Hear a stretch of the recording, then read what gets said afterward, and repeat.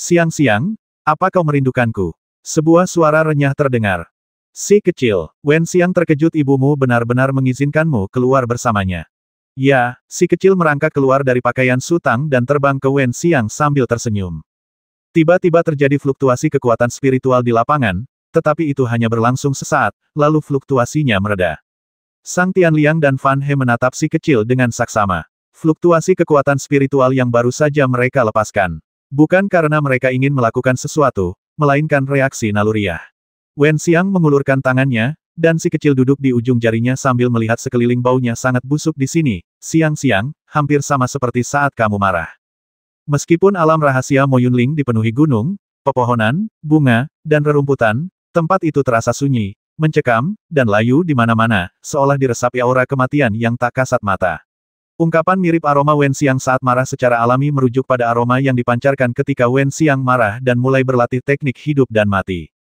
Omong kosong. Wen Xiang sedikit kesal anak kecil, kamu semakin tidak sopan. Kamu yang memanggilku siang-siang. Ibu saja boleh teriak, kenapa aku tidak? Tanya si kecil bingung.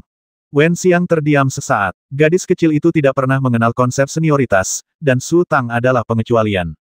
Mungkin bagi gadis kecil itu, semua kehidupan itu sama, tetapi mereka berasal dari kubu yang berbeda. Ia hanya memanggil yang lebih tua dengan sebutan orang tua dan selalu memanggil yang lebih muda dengan nama mereka. Tentu saja, dari segi usia, tidak ada yang bisa melampaui si kecil. Dari segi senioritas, dia seharusnya yang tertua. Ekspresi Sang Tianliang dan Fan He terus berubah. Sebagai orang yang berkuasa, mereka tahu betul arti keberadaan seseorang seperti Little Bit.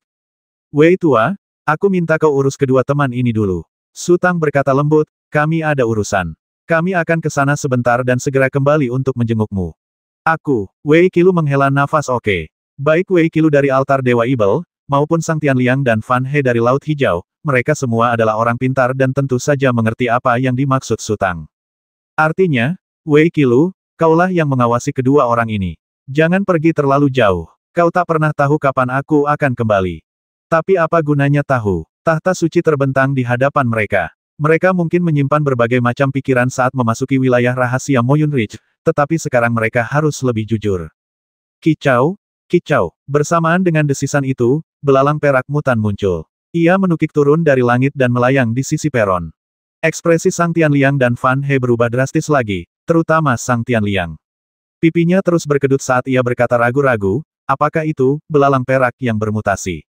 Apakah itu belalang perak yang bermutasi? Wei Qilu juga tampak sangat terkejut. Ia pernah mendengar tentang tragedi yang terjadi di Laut Hijau beberapa dekade lalu. Pergi dan rebut tahta suci, kata Su Tang. Oh, gadis kecil itu setuju, lalu tiba-tiba mengulurkan tangannya dan mengayunkan cambuknya. Ujung cambuk itu melilit singgasana suci. Kemudian ia mengangkat tangannya, dan singgasana suci itu pun melayang dan mengenai punggung belalang perak mutan itu.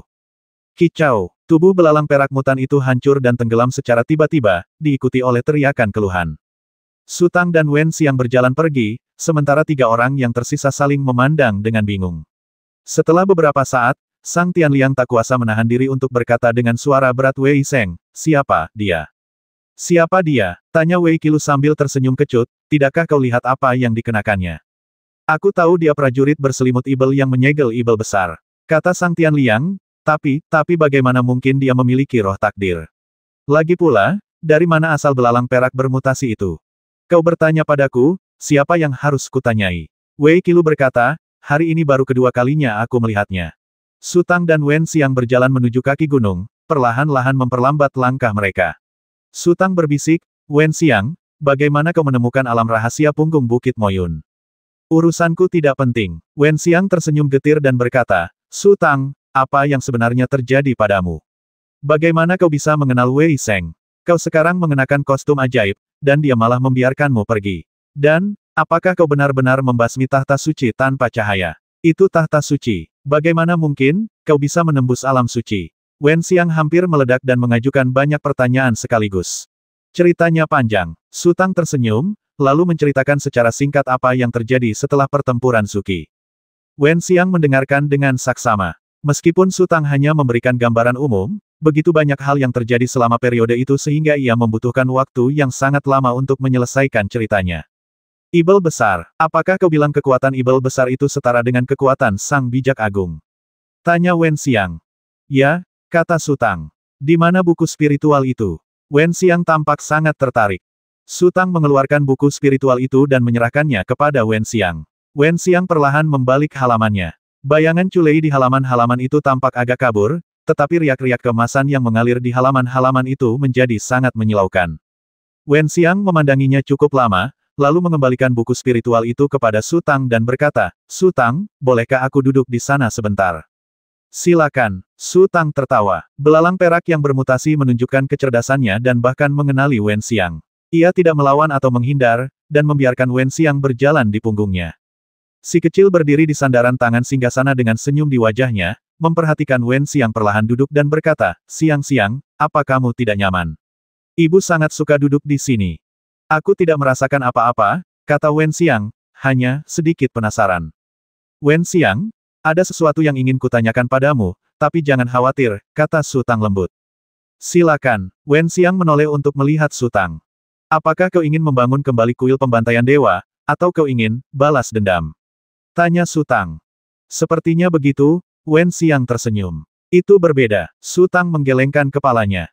Wen Xiang terdiam. Ia mengerti maksudnya dan tahu bahwa pilihan yang ia buat sekarang sangat penting. Jika dia hanya ingin membangun kembali kuil Zushen, segalanya akan menjadi jauh lebih sederhana dan mudah. Jika dia ingin membalas dendam, dia harus menjadi musuh gerbang suci Fengshan, altar Dewa Ibel, dan Laut Hijau.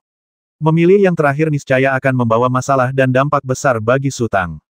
Setelah beberapa saat, Wen Xiang tiba-tiba bertanya tanpa konteks, Su Tang, kamu baru saja mengatakan bahwa jalan bintang akan berangsur-angsur menjadi lebih mulus, dan kemudian sejumlah besar monster akan menerobos masuk ke dunia manusia kita. Ya, kata Su Tang, suku Ibel pasti akan datang, tapi waktunya belum pasti. Mungkin beberapa bulan ke depan, atau mungkin 1 atau 2 tahun lagi. Hampir semua kultivator alam suci agung yang menghancurkan kuil Zushen telah tiada. Hanya Jiang Hukuan yang masih hidup. Wen Xiang berkata lembut, apa yang terjadi saat itu tidak ada hubungannya dengan mereka. Saat ini, lebih baik kalian tidak bertengkar. Aku tahu kau orang yang saleh. Su Tang mendesah. Jangan bicara omong kosong. Aku tidak peduli dengan kebenaran, tapi aku tahu batasku. Wen Xiang berkata, kalau bukan karenamu, aku tidak akan mampu melewati kesulitan hari ini, apalagi membalaskan dendam leluhurku. Apa hakku untuk mengkhawatirkannya? Aku lega mendengarmu berkata begitu, kata Su Tang, aku sudah bertemu semua Ibel besar di altar Dewa Ibel kali ini. Mereka semua punya kepribadian yang berbeda-beda. Ada yang sangat kusuka, ada pula yang menyebalkan. Namun, mereka punya kelebihan yang tidak dimiliki sekte lain. Ada apa? Tanya Wen Xiang. Saat bencana melanda, mereka akan bersatu dan bertarung sampai mati. Kata Su Tang, mungkin, karena situasi di altar Dewa Ibel semakin memburuk dari hari ke hari. Mereka paham bahwa jika mereka terus bertarung sampai mati, kemungkinan besar seluruh altar Dewa Ibel akan hancur. Jadi, mereka selalu menjaga prinsip dasar tertentu dalam bertindak. Maksudmu, anak-anak dari keluarga miskin harus tumbuh lebih awal, kata Wen Xiang sambil tersenyum. Itulah yang sebenarnya, kata Su Tang. Kalau begitu aku lebih berkuasa, bukan? Kata Wen Xiang, aku jauh lebih miskin daripada mereka. Tentu saja, Su Tang sangat bijaksana. Di usiamu, mereka mungkin bahkan tidak bisa menembus alam leluhur agung. Jika kau berlatih selama 100 tahun, kau pasti akan dipromosikan menjadi penguasa bintang dan kemudian menginjakan kaki di langit berbintang. Kau menyanjungku atau menyanjung dirimu sendiri? Tanya Wen Xiang sambil tersenyum tipis, dan Star-Lord. Tapi tiba-tiba aku mengerti apa yang dikatakan Tetua Agung. Tetua Agung. Su Tang tercengang. Ya, Wen Xiang berkata, kau adalah bintang yang terus berubah. Nasib banyak orang akan berubah karenamu, termasuk aku, si Xiaoru, semua orang di sekitarmu, dan bahkan, mungkin dunia manusia kita. Aku ingat Tetua Agung juga mengatakan ada bintang pembasmi, bintang jahat, dan bintang bencana, kata Su Tang. Bintang Ibel itu si Xiaoru, tidak mungkin orang lain. Wen Xiang berkata, apakah aku bintang bencana? Kedengarannya kasar, tapi, siapa bintang pembasmi itu? Belum tentu. Su Tang berkata mungkin kamu adalah bintang pembasminya. Tidak, aku tidak. Wen Xiang berkata, bintang pembasmi harus memiliki tekad yang tak tergoyahkan dan aura pembasmi yang membumbung tinggi.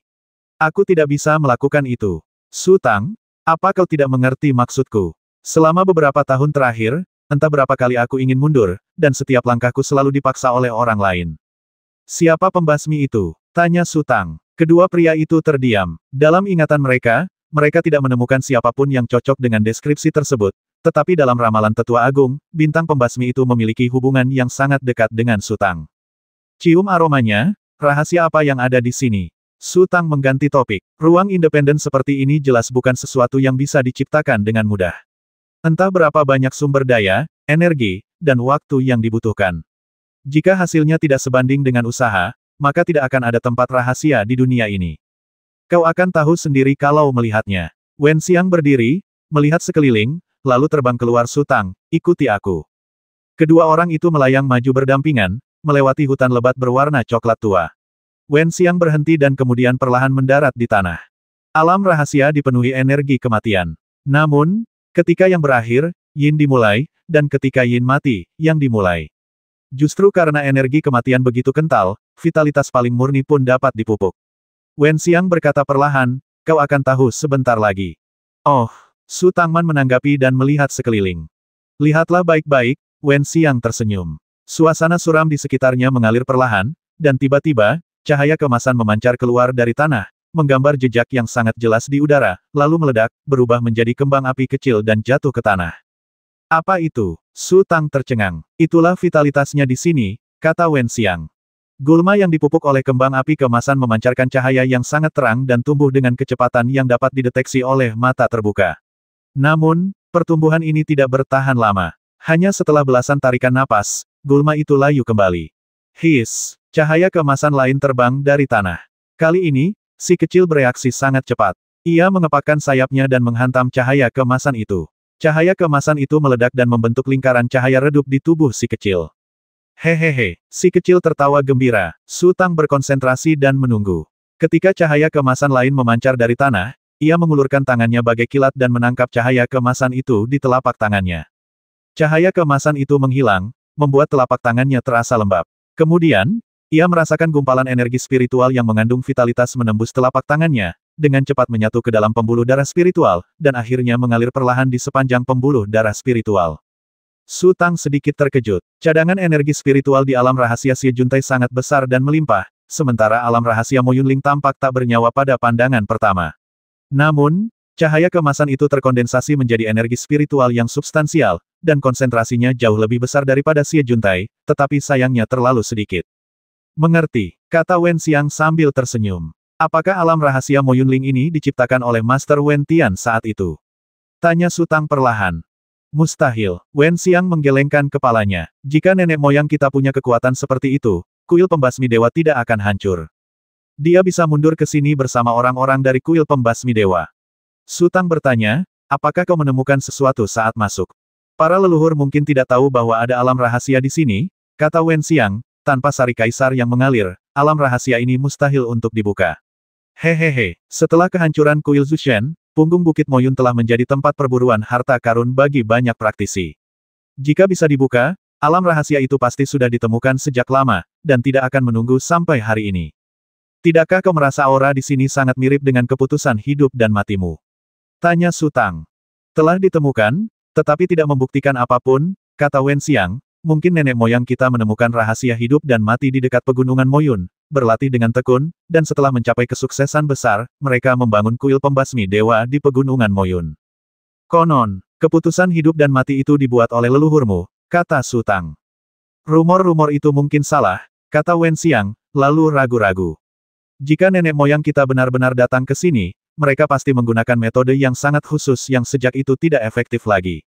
Su Tang tetap diam dan hanya bisa menebak seperti ini. Kalau tidak, tidak ada cara untuk menjelaskan mengapa Tuan Wen Tian memilih bertarung sampai mati. Dunia di sini begitu luas sehingga menyembunyikan ribuan orang bukanlah masalah. Seharusnya ada banyak rahasia di sini, kata Su Tang lembut, apakah kau sudah mencarinya semua? Bagaimana aku bisa punya waktu untuk mencarinya? Wen Xiang tersenyum pahit. Kali ini, di hari Kaisar Liu Jiang, aku meminta bantuanmu, tapi siapa tahu masalah apa yang akan muncul sebulan lagi. Di mana Yiye? Tanya Su Tang. Dia sedang berkultivasi di kolam dingin, kata Wen Xiang. Bukan hanya aku. Dia juga tahu bahwa kesempatan itu langka, dan bahwa bahaya dan kesempatan selalu ada berdampingan. Dia belum meninggalkan kolam dingin dalam beberapa bulan terakhir. Kolam dingin. Kata Wen Xiang, ada 2 kolam dingin di sini, keduanya seluas puluhan ribu meter persegi. Airnya sangat deras dan dingin, tetapi vitalitas yang dipancarkannya jauh melebihi tempat lain. Ini tempat yang bagus untuk bercocok tanam. Bawa aku ke sana untuk melihatnya. Apa itu akan mengganggu mereka? Kata Su Tang. Tidak, Wen Xiang berkata, kolam dingin di sana milik mereka, dan ada kolam dingin lain di sini yang bisa aku gunakan untuk berlatih sendiri. Baguslah, Su Tang berhenti sejenak. Hari ini adalah hari di mana Kaisar Liu Jiang muncul kembali. Mungkin ada musuh yang kuat sedang menyerang. Apa kau tidak memberi tahu mereka? Apa gunanya memberi tahu mereka? Wen Xiang tersenyum getir lagi kalau aku saja tidak bisa, maka mereka semua juga tidak akan bisa. Aku ingat, kata Su Tang tiba-tiba. Apa yang kamu ingat? Tanya Wen Xiang. Zhong Baisu adalah seorang kultivator ternama saat itu.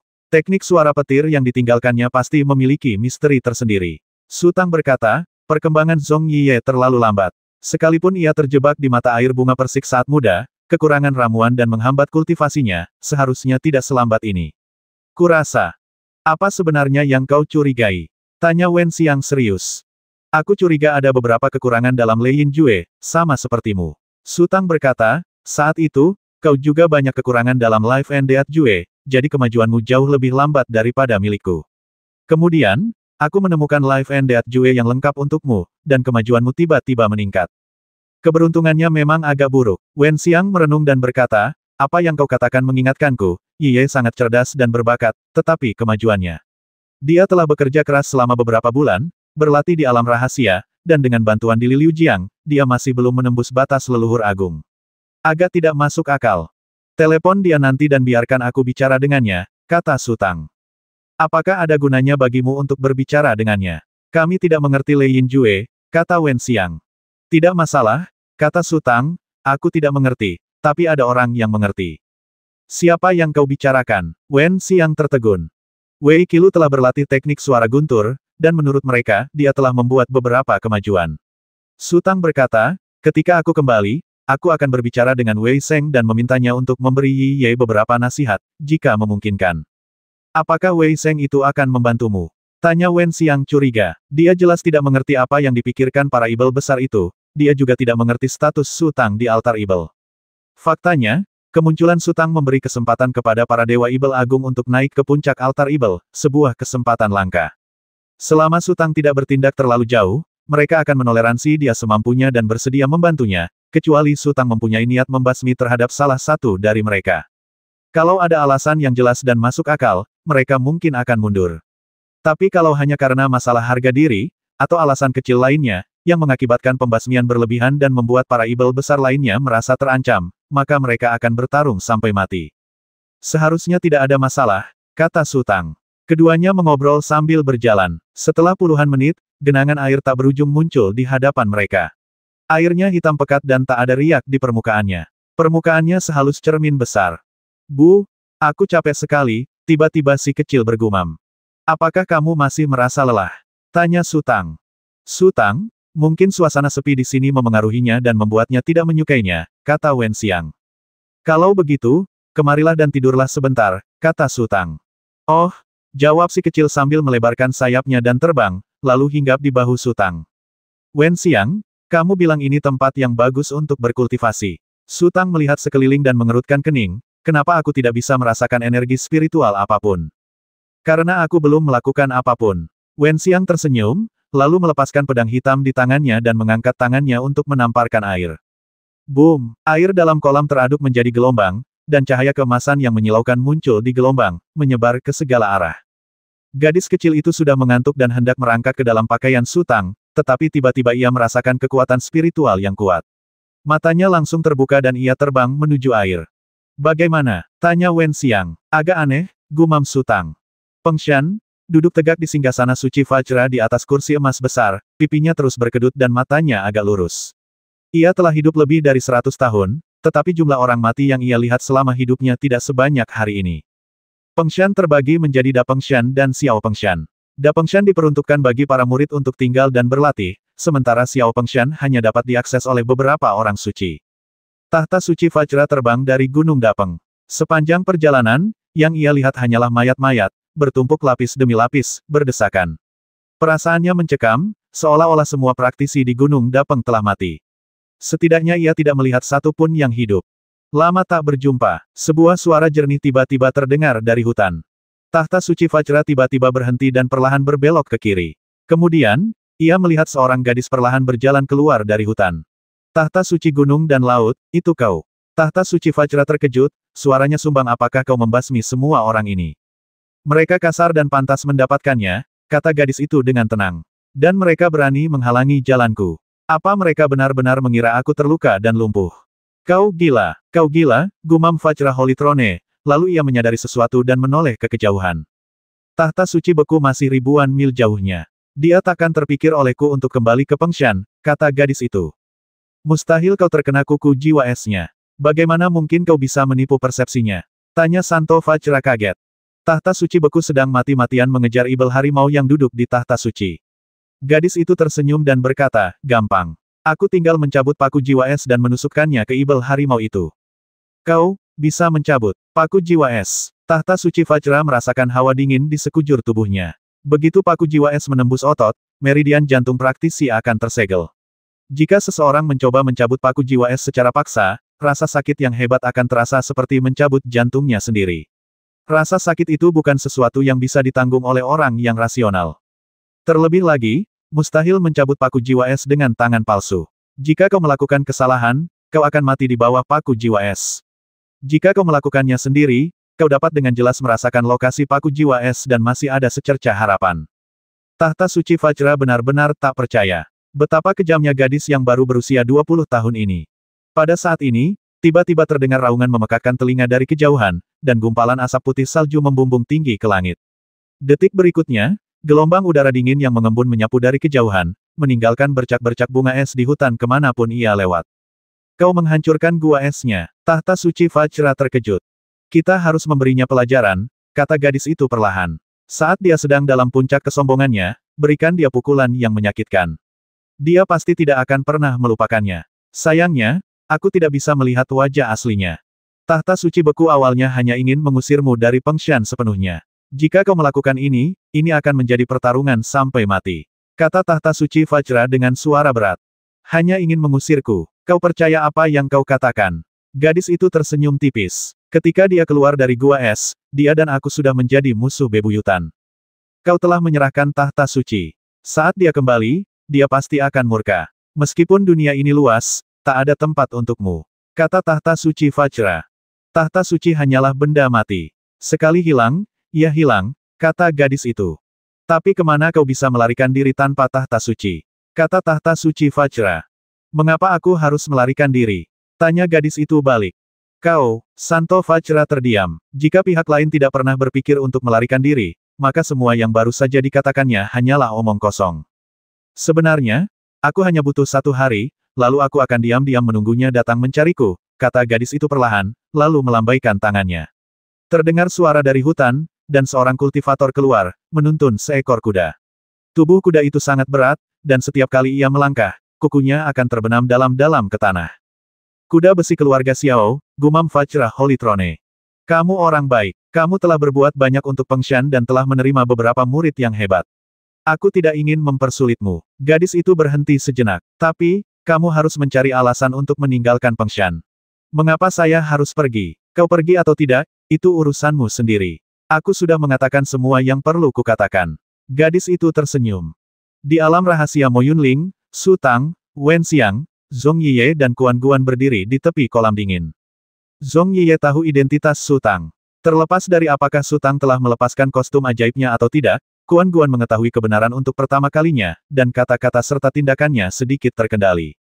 Kabut di sini terlalu tebal, kata Su Tang. Di luar, ia bisa mengandalkan ketajaman penglihatannya, dibantu oleh kehijauan, untuk menangkap setiap perubahan di sekitarnya, sebuah kebiasaan yang telah ia kembangkan. Namun di sini, kabut yang membubung mengurangi jarak pandang secara signifikan. Ia masih bisa melihat dengan jelas dalam jarak 100 meter, tetapi di luar itu, ia tidak bisa melihat apapun. Tidak ada yang bisa kita lakukan, kata Zhong Yiye. Ada lubang pembuangan besar di sana. Tak berdasar, dan kabut menyembur keluar dari sana. Kalau tidak kita isi penuh, kita terpaksa menanggungnya. Ya, Kuan Guan melanjutkan, aku juga merasa sangat tidak enak badan. Aku merasa berat seharian. Bos, bagaimana kalau kita jalan-jalan tanggal 15 bulan depan? Xiao Kuan boleh keluar, Yiye, kamu tetap di sini. Kata Wen Xiang, kamu tidak boleh pergi kemanapun kecuali kamu dipromosikan menjadi leluhur agung. Bos, kau bisa gila kalau terus begini, teriak Zhong Yiye. Lebih baik menjadi gila daripada terbasmi, jawab Wen Xiang dengan tenang.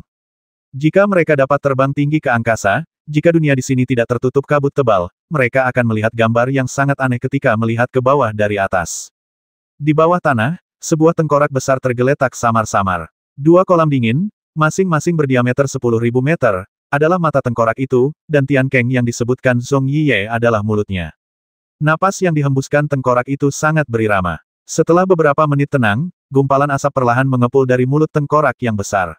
Kemudian, asap itu semakin tebal, dan akhirnya membentuk kolom udara raksasa setinggi hampir 1000 meter. Hal ini berlangsung selama sekitar 10 tarikan napas, lalu kolom udara tersebut perlahan melemah dan kembali tenang. Apakah kamu pernah ke Tian Keng? Tanya Su Tang. Saya pernah ke sana, jawab Zhong Yiye. Tidak ada apa-apa. Tuan, lubang itu tak berdasar. Semakin dalam kita masuk, semakin pekat aura mematikannya. Kita tak bisa turun, kata Zhong Yiye. Kau tidak bisa turun meskipun sudah mencium baunya, kata Su Tang. Aku juga tidak bisa. Wen Xiang menggelengkan kepalanya. Meskipun aku tidak takut dengan energi kematian, tekanan di bawah sana terlalu besar. Lagi pula, tekanan itu hanya bertahan sekitar 30 tarikan napas paling lama.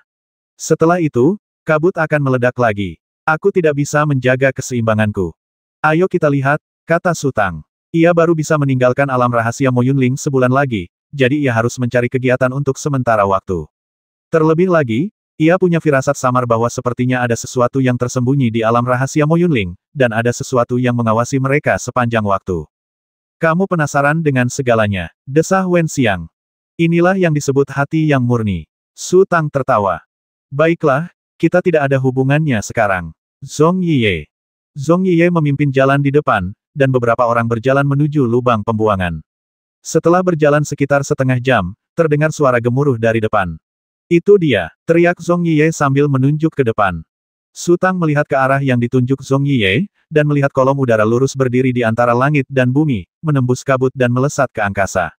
Kemudian, kolom itu berubah menjadi serangkaian awan jamur yang mengejutkan, sungguh spektakuler. Su Tang, hati-hati, kata Wen Xiang tegas, kabut dari Tian Keng datang dan pergi secara berkala. Kau harus kembali sebelum letusan berikutnya. Jangan lupa, Dewa Ibel Agung dari altar Dewa Ibel dan para penguasa Laut Hijau telah menyusup. Denganmu di sini, mereka waspada dan tak akan berani mempermalukan kita. Jika terjadi sesuatu padamu, mereka bahkan mungkin akan mengkhianati kita. Kalau begitu aku akan membawa mereka turun bersamaku. Su Tang tersenyum. Ada apa? Wen Xiang tertegun, lalu menyadari sesuatu. Ia berbalik dan melihat ke arah Su Tang. Ia melihat Wei Qilu, Sang Tianliang, dan Fan He berdiri di samping Tian Keng, mengangguk ke arah itu. Tadinya mereka masih 6 atau 700 meter dari Tian Keng, dan karena kabut, mereka tidak sempat menyadari satu sama lain. Namun, sekarang jarak antara keduanya kurang dari 50 meter. Wei tua, mengapa kamu ada di sini? Su Tang menyapa dengan keras. Kami merasakan aura aneh di sini, jadi kami datang untuk melihatnya, jawab Wei Qilu dengan lantang. Faktanya, Wei Qilu dan 3 orang lainnya memiliki penilaian yang sama dengan Su Tang. Mungkin setiap dunia rahasia memiliki aura uniknya sendiri, tetapi mustahil aura apapun muncul begitu saja. Pasti ada sebab dan akibat yang misterius. Aura kematian di alam rahasia Mo Yunling begitu kental, kemungkinan besar berhubungan dengan napas yang keluar dari Tian Keng ini. Baik Zhong Yiye maupun Kuan Guan sama-sama bungkam. Mereka sudah bertemu Wei Qilu kemarin dan tahu siapa dia. Melihat Wei Qilu dan yang lainnya, Wen Xiang sangat tidak senang. Jika Su Tang ingin turun dan menyelidiki, tentu saja dia tidak akan menghentikannya. Namun, dengan Wei Qilu dan yang lainnya di sekitarnya, dia menjadi sedikit khawatir. Bagaimana jika mereka menemukan beberapa keuntungan dan menyembunyikannya secara diam-diam? Apa yang harus dia lakukan? Ketinggian kolom gas semakin mengecil, dan suara gemuruhnya perlahan melemah. Su Tang berkata, bagaimana kalau kita turun dan melihat bersama? Oke, Wei Qilu mengangguk, lalu menatap Sang Tianliang dan Fan He. Baiklah, kalau begitu mari kita pergi bersama, kata Sang Tianliang. Anak kecil, apakah kamu mau ikut denganku? Tanya Su Tang. Tidak, si kecil langsung menggeleng bu, aku tidak suka di sini. Kalau begitu kamu tetap di sana, kata Su Tang. Setelah mengatakan itu, Su Tang menatap ke arah kolom udara, menunggu kesempatan. Tatapan Wei Qilu menyapu Wen Xiang, dan ia menatap jari-jari kakinya dengan penuh pertimbangan, sementara Sang Tianliang dan Fan He saling memandang dan berkomunikasi dalam diam, karena mereka tidak menyangka Su Tang akan berinisiatif untuk mengundang. Su Tang punya pertimbangan sendiri. Lagi pula, Kuil Zushen adalah anisasi yang telah hancur dan memiliki reputasi yang sangat buruk. Sekarang setelah dia ada di sana, Wei Qilu, Sang Tianliang, dan yang lainnya tidak akan mempersulit mereka untuk mencium aromanya. Namun, dia bisa melindungi mereka untuk sementara waktu, tetapi belum tentu seumur hidup. Berjalan bersama bisa dianggap sebagai hubungan yang baik. Jika kita menemukan sesuatu, kita bisa berbagi hasilnya. Tentu saja, jika itu adalah harta langka seperti buku spiritual, dia tidak akan melepaskannya. Terlebih lagi, dia tidak terlalu yakin.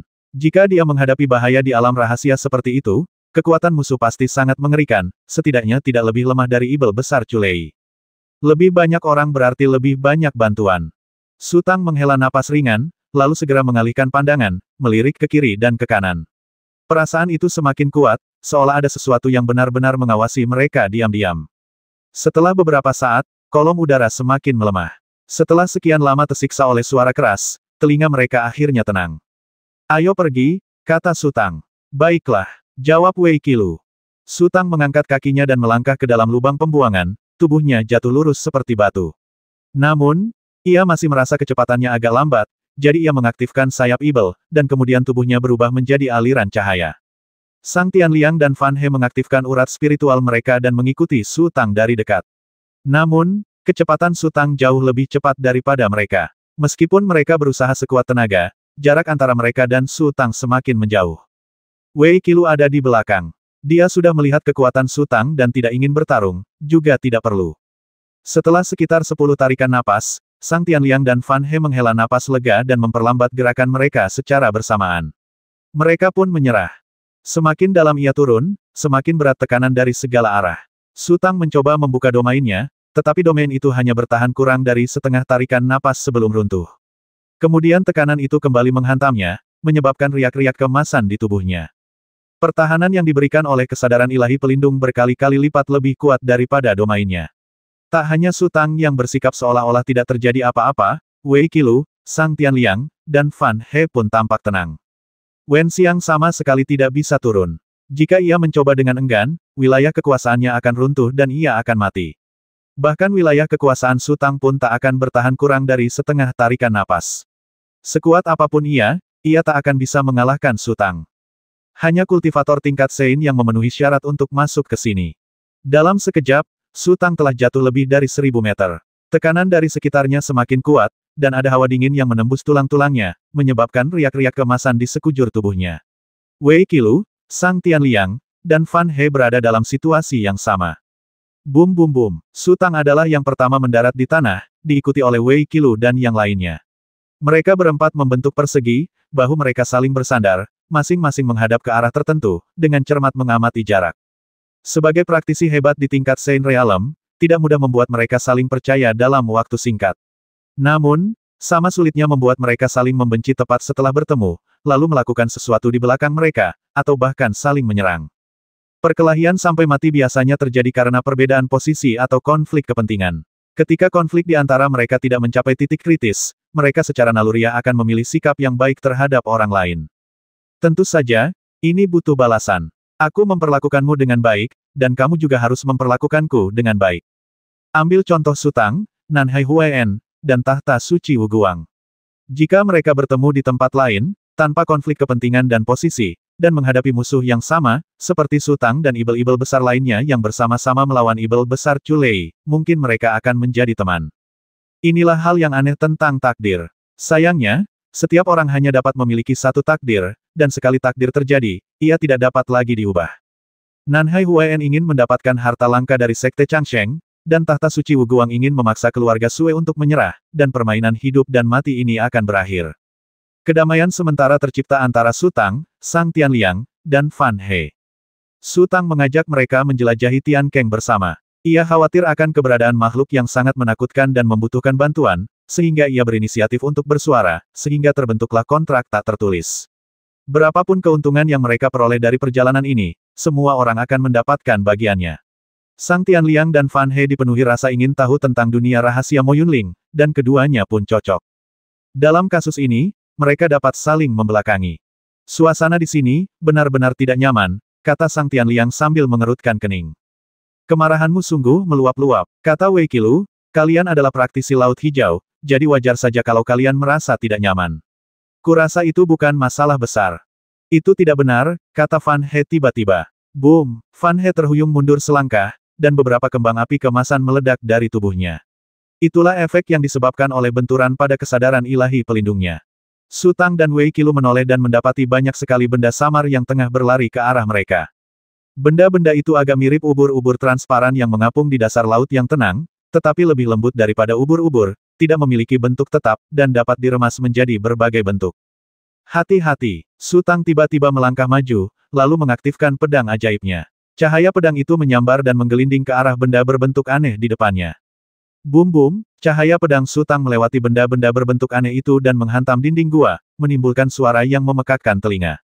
Saat berikutnya, kembang api kemasan bermekaran di tubuh Su Tang, dan sosok Su Tang yang maju tiba-tiba berhenti, dan dia mundur selangkah demi selangkah. Apakah itu, roh jahat alami? Sang Tianliang tersentak. Kejutan di hati Su Tang hampir tak terlukiskan. Pedang ajaibnya tidak berpengaruh pada benda-benda aneh itu, tetapi benda-benda itu mampu menyerangnya. Fan He berteriak pelan, lalu mengulurkan tangan dan mencabut sehelai daun katail dari balik pinggangnya. Daun katail itu tumbuh tertiup angin, dan diameternya mencapai 5 atau 6 meter. Fan He melambaikan daun katail dengan kuat, lalu ombak besar menyapu, dengan cahaya kemasan yang tak terhitung jumlahnya berkelap-kelip di ombak tersebut. Makhluk-makhluk aneh itu sepertinya menjerit melengking. Alasannya terdengar seperti jeritan adalah karena Su Tang dan yang lainnya tidak dapat mendengar apapun, tetapi mereka dapat merasakan kesakitan makhluk-makhluk itu. Boom, boom, boom. Ombak yang mengamuk menghantam dinding gunung yang jauh, dan semua benda aneh di dekatnya tersapu. Su Tang segera mengerti apa yang sedang terjadi. Ia mengaktifkan kembali pedang ajaibnya, dan pedang ajaib itu pun berubah menjadi emas. Boom, cahaya pedang yang dibalut kesadaran ilahi menyapu keluar, dan benda-benda yang tersisa semuanya tergulung dalam cahaya pedang dan hancur berkeping-keping. Itu memang roh jahat yang terlahir. Gumam Fan He, tapi makhluk seperti ini seharusnya sudah lama punah.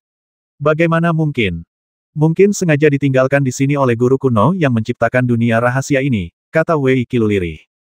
Daun katail Fan He mengusir semua asap yang menumpuk di dasar gua, dan pandangan mereka menjadi jelas. Tak jauh di depan, terdapat pintu masuk gua besar lainnya, setinggi puluhan meter. Pintu masuk gua yang gelap gulita memancarkan suasana suram. Bas! Tiba-tiba, benda-benda aneh yang tak terhitung jumlahnya keluar dari gua, membentuk gelombang besar dan menyerbu ke arah mereka. Beraninya roh tak bertuan bersikap sombong. Fan He mencibir, lalu bergegas ke depan dan melambaikan daun katail dengan penuh semangat. Boom, boom, boom. Daun katail Fan He sangat efektif dalam mengatasi roh-roh jahat alami ini. Setiap kali daun katail diayunkan, ribuan roh jahat akan lenyap begitu saja. Akan tetapi, semakin banyak roh jahat alamiah muncul dari dalam gua, membuat orang-orang merasa bahwa mereka tidak akan pernah bisa dibasmi. Su Tang dan yang lainnya terus mundur, dan Fan He menunjukkan ekspresi terkejut di wajahnya. Ia harus berkonsentrasi setiap kali menyerang, dan kekuatan spiritualnya sangat terkuras. Konfrontasi semacam ini tidak akan berlangsung lama. Roh-roh jahat memang suka berkelompok. Dilihat dari momentum mereka, mungkin ada ratusan juta. Biar aku saja, kata Wei Qilu lembut. Oke, kata Fan He sambil menggertakkan gigi. Akan memalukan untuk mundur seperti ini, tetapi jika dia terus membuang waktu, kekuatan spiritualnya akan terkuras. Dibandingkan dengan ini, masalah wajah tidaklah begitu penting. Wei Qilu melepas sitar Qilu dari punggungnya dan dengan lembut mengusap ujung jarinya pada senar. Senar sitar mengeluarkan bunyi-bunyian yang merdu, kemudian, benang-benang sutra tipis, yang berpusat pada Wei Qilu, menyapu ke segala arah, memotong-motong roh jahat alami yang datang menjadi beberapa bagian dan mengubahnya menjadi asap yang menghilang. Faktanya, kekuatan serangan roh jahat alami sangat lemah. Satu-satunya keunggulan mereka adalah jumlah mereka yang besar. Terlebih lagi, wujud mereka seperti ketiadaan, sehingga mereka dapat mengabaikan serangan dalam arti biasa. Jika Anda memilih metode yang tepat, menghadapi roh jahat alami menjadi sangat mudah. Wei Qilu melangkah maju, ujung jarinya terus-menerus menyentuh senar, dan roh jahat alami yang tak terhitung jumlahnya menghilang berkelompok. Pada saat ini, Su Tang menemukan sesuatu yang aneh. Setelah roh-roh jahat alami menghilang, mereka berubah menjadi energi spiritual paling murni, yang membuat dunia tak bernyawa ini tiba-tiba penuh vitalitas. Wei Qilu berjalan ribuan meter di dalam gua, dan suara piano terus berlanjut. Miliaran roh jahat alami tersapu oleh suara piano tersebut. Namun, butiran keringat juga muncul di dahi Wei Qilu. Ia mendapati roh-roh jahat alami telah menghilang. Ia perlahan meletakkan kilukin dan berkata lembut, semuanya, hati-hati. Ada begitu banyak roh jahat di sini. Pasti ada sesuatu yang aneh di depan. Wei tua, kamu baik-baik saja? Tanya Su Tang. Tidak apa-apa, kata Wei Qilu, beristirahatlah di depan dan kamu akan baik-baik saja. Kalau begitu, atur napasmu di sini. Kami bertiga akan melindungimu. Su Tang berkata, energi spiritual di sini sangat kaya. Ini saat yang tepat untuk berlatih. Wei Qilu memikirkannya, lalu duduk bersila dan perlahan menutup matanya. Tang Seng, ambil ini, kata Sang Tianliang. Oh, Su Tang mengulurkan tangan dan mengambil buah merah cerah seukuran ibu jari dari tangan Sang Tianliang. Apa ini? Karena ada roh jahat di sini, pasti ada juga beberapa hal aneh yang ampuh untuk membingungkan pikiran. Sang Tianliang berkata ramuan semacam ini dapat menenangkan pikiran dan mencegah hal-hal aneh tersebut membingungkan pikiran. Terima kasih, Tuan Bisnis. Su Tang terdiam sejenak. Nama asli saya Su Tang. Kalau Tuan Bisnis tidak keberatan, panggil saja saya Saudara Su mulai sekarang. Sang Tianliang benar-benar memanggilnya Biksu Tang. Nama ini membuatnya sedikit sensitif, jadi dia hanya mengakui identitasnya dan mendekati pihak lain. Saudara Su, saya terlalu sombong, kata Sang Tianliang. Tapi, Saudara Su, tolong jangan terlalu formal lagi. Panggil saja saya saudara. Hahaha, Fan He tertawa, kupikir aku bisa mendapatkan sesuatu saat datang ke Moyun Ridge kali ini, tapi aku hampir menyinggung rekan kakak Su. Aku sangat malu, tapi sungguh suatu berkah bisa bertemu pahlawan seperti kakak Su. Kakak Fan, kamu terlalu sopan, kata Su Tang, karena kebaikan kedua kakak laki-laki itu, mereka memberiku sedikit wajah. Saudara Su, apa gunanya menyelamatkan muka? Semua kultivator di dunia adalah satu keluarga, kata Sang Tianliang. Lagi pula, dengan kemampuan Saudara Su, dia tidak membutuhkan orang lain untuk memberinya muka. Sejujurnya, Xiao Fan dan aku mundur ketika kami tahu itu sulit. Setelah membicarakan hal ini, suasana di antara kedua belah pihak menjadi jauh lebih bersahabat. Sang Tianliang dan Fan He cukup cerdik untuk tidak menyebutkan apapun tentang kuil Zushen, seolah-olah mereka tidak tahu asal-usul aroma tersebut. Terlebih lagi, mereka tidak akan menyebutkan identitas Su Tang. Jika Su Tang tidak mengaktifkan pembuluh darah spiritualnya, mereka mungkin tidak akan mampu merasakannya, tetapi ketika Su Tang menyerang roh jahat alami tadi, ia telah melepaskan aura yang membuat mereka merasa aneh sekaligus familiar. Sebagai makhluk sakti di Laut Hijau, mereka tentu tahu apa arti aura itu, namun persoalannya terlalu serius, sehingga mereka tidak berani bicara sembarangan dan hanya bisa berpura-pura tidak tahu apa-apa. Raungan samar tiba-tiba datang dari kejauhan, dan Su Tang, Sang Tianliang dan Fan He segera memfokuskan perhatian mereka dan melihat ke kejauhan. Kehidupan aneh lain muncul. Dari penampilannya, ia tampak seperti serigala, transparan, dan matanya memancarkan cahaya merah redup. Ketika serigala itu bergerak cepat, tubuhnya menghilang di udara, hanya menyisakan dua lampu merah. Ketika berhenti, garis samar tubuhnya muncul kembali. Apa itu? Sang Tianliang mengerutkan kening. Pada saat ini, serigala itu tiba-tiba melesat dan menerjang lurus ke arah ini. Su Tang tentu saja tidak bisa membiarkan serigala itu mendekatinya, agar tidak melukai Wei Qilu yang sedang bermeditasi. Ia adalah orang pertama yang bertemu serigala itu, dan pedang ajaibnya memancarkan cahaya keemasan dan meluncur lurus ke arah serigala itu. Tepat ketika cahaya pedang hendak mengenai tubuh Su Tang, serigala itu menghilang entah kenapa, lalu dua cahaya merah muncul di belakang Su Tang. Serigala itu tampak membuka mulutnya dan menggigit paha Su Tang dengan ganas. Boom! Kesadaran ilahi pelindung Su Tang memancarkan cahaya, dan serigala itu terkejut dan terbang mundur puluhan meter jauhnya. Hah! Su Tang tampak terkejut. Serigala itu berguling-guling beberapa kali di tanah, lalu berbalik dan melompat, dengan bola cahaya keemasan di mulutnya. Sesaat kemudian, tenggorokannya bergerak beberapa kali dan menelan cahaya keemasan itu. Karena tubuh serigala itu transparan, lintasan cahaya keemasan sangat jelas, dan Su Tang dan yang lainnya dapat melihat pergerakan serigala itu. Kemudian, setelah cahaya keemasan memasuki perut serigala, ia berubah menjadi benang-benang yang sangat tipis, mengalir ke seluruh tubuh serigala, dan kemudian menghilang tanpa jejak. Seolah merasa sangat puas, serigala itu mengangkat kepalanya ke langit dan menggeram pelan. Monster macam apa itu? Tanya Sang Tianliang dengan suara berat. Sepertinya, kesadaran ilahi dianggap sebagai makanan. Fan He mengerutkan kening. Serigala itu perlahan menundukkan kepalanya dan menatap Su Tang, lalu berjongkok dan mulai berlari ke arah Su Tang. Kecepatannya semakin cepat. Ketika hanya berjarak belasan meter dari Su Tang, tubuhnya tiba-tiba melayang ke udara dan menghilang. Otot, tulang, pembuluh darah, dan dalam serigala semuanya transparan. Saat berlari lambat, bentuknya dapat terlihat samar-samar. Saat kecepatannya melebihi batas tertentu, ia akan berubah menjadi angin yang tak terlihat. Su Tang sangat marah. Jika ia hanya terluka, akan lebih mudah untuk menerimanya. Namun, sedikit kesadaran ilahinya telah direnggut. Apa yang terjadi? Apakah mereka memperlakukannya seperti makanan? Su Tang mengayunkan pedang ajaibnya dan menebas ke depan dengan santai. Sesaat kemudian, serigala itu mengulangi trik lamanya, tiba-tiba muncul di belakang leher Su Tang, dan menggigitnya dengan ganas. Su Tang tiba-tiba berbalik, dan pedang ajaib di tangannya terayun terbuka, membentuk riak emas, yang jatuh di kepala serigala. Boom! Su Tang telah mengerahkan seluruh kekuatannya pada pedang ini, dan ujung pedang itu pun dipenuhi dengan pikiran-pikiran suci. Kekuatannya begitu dahsyat dan tak tertandingi. Serigala itu tak sempat menghindar, dan tubuhnya langsung hancur berkeping-keping oleh cahaya keemasan, berubah menjadi energi spiritual yang melimpah, melayang ke segala arah. Lihat ke sana, teriak Sang Tianliang. Su Tang melihat ke arah jari Sang Tianliang dan menemukan sekelompok tubuh aneh bergoyang di kejauhan.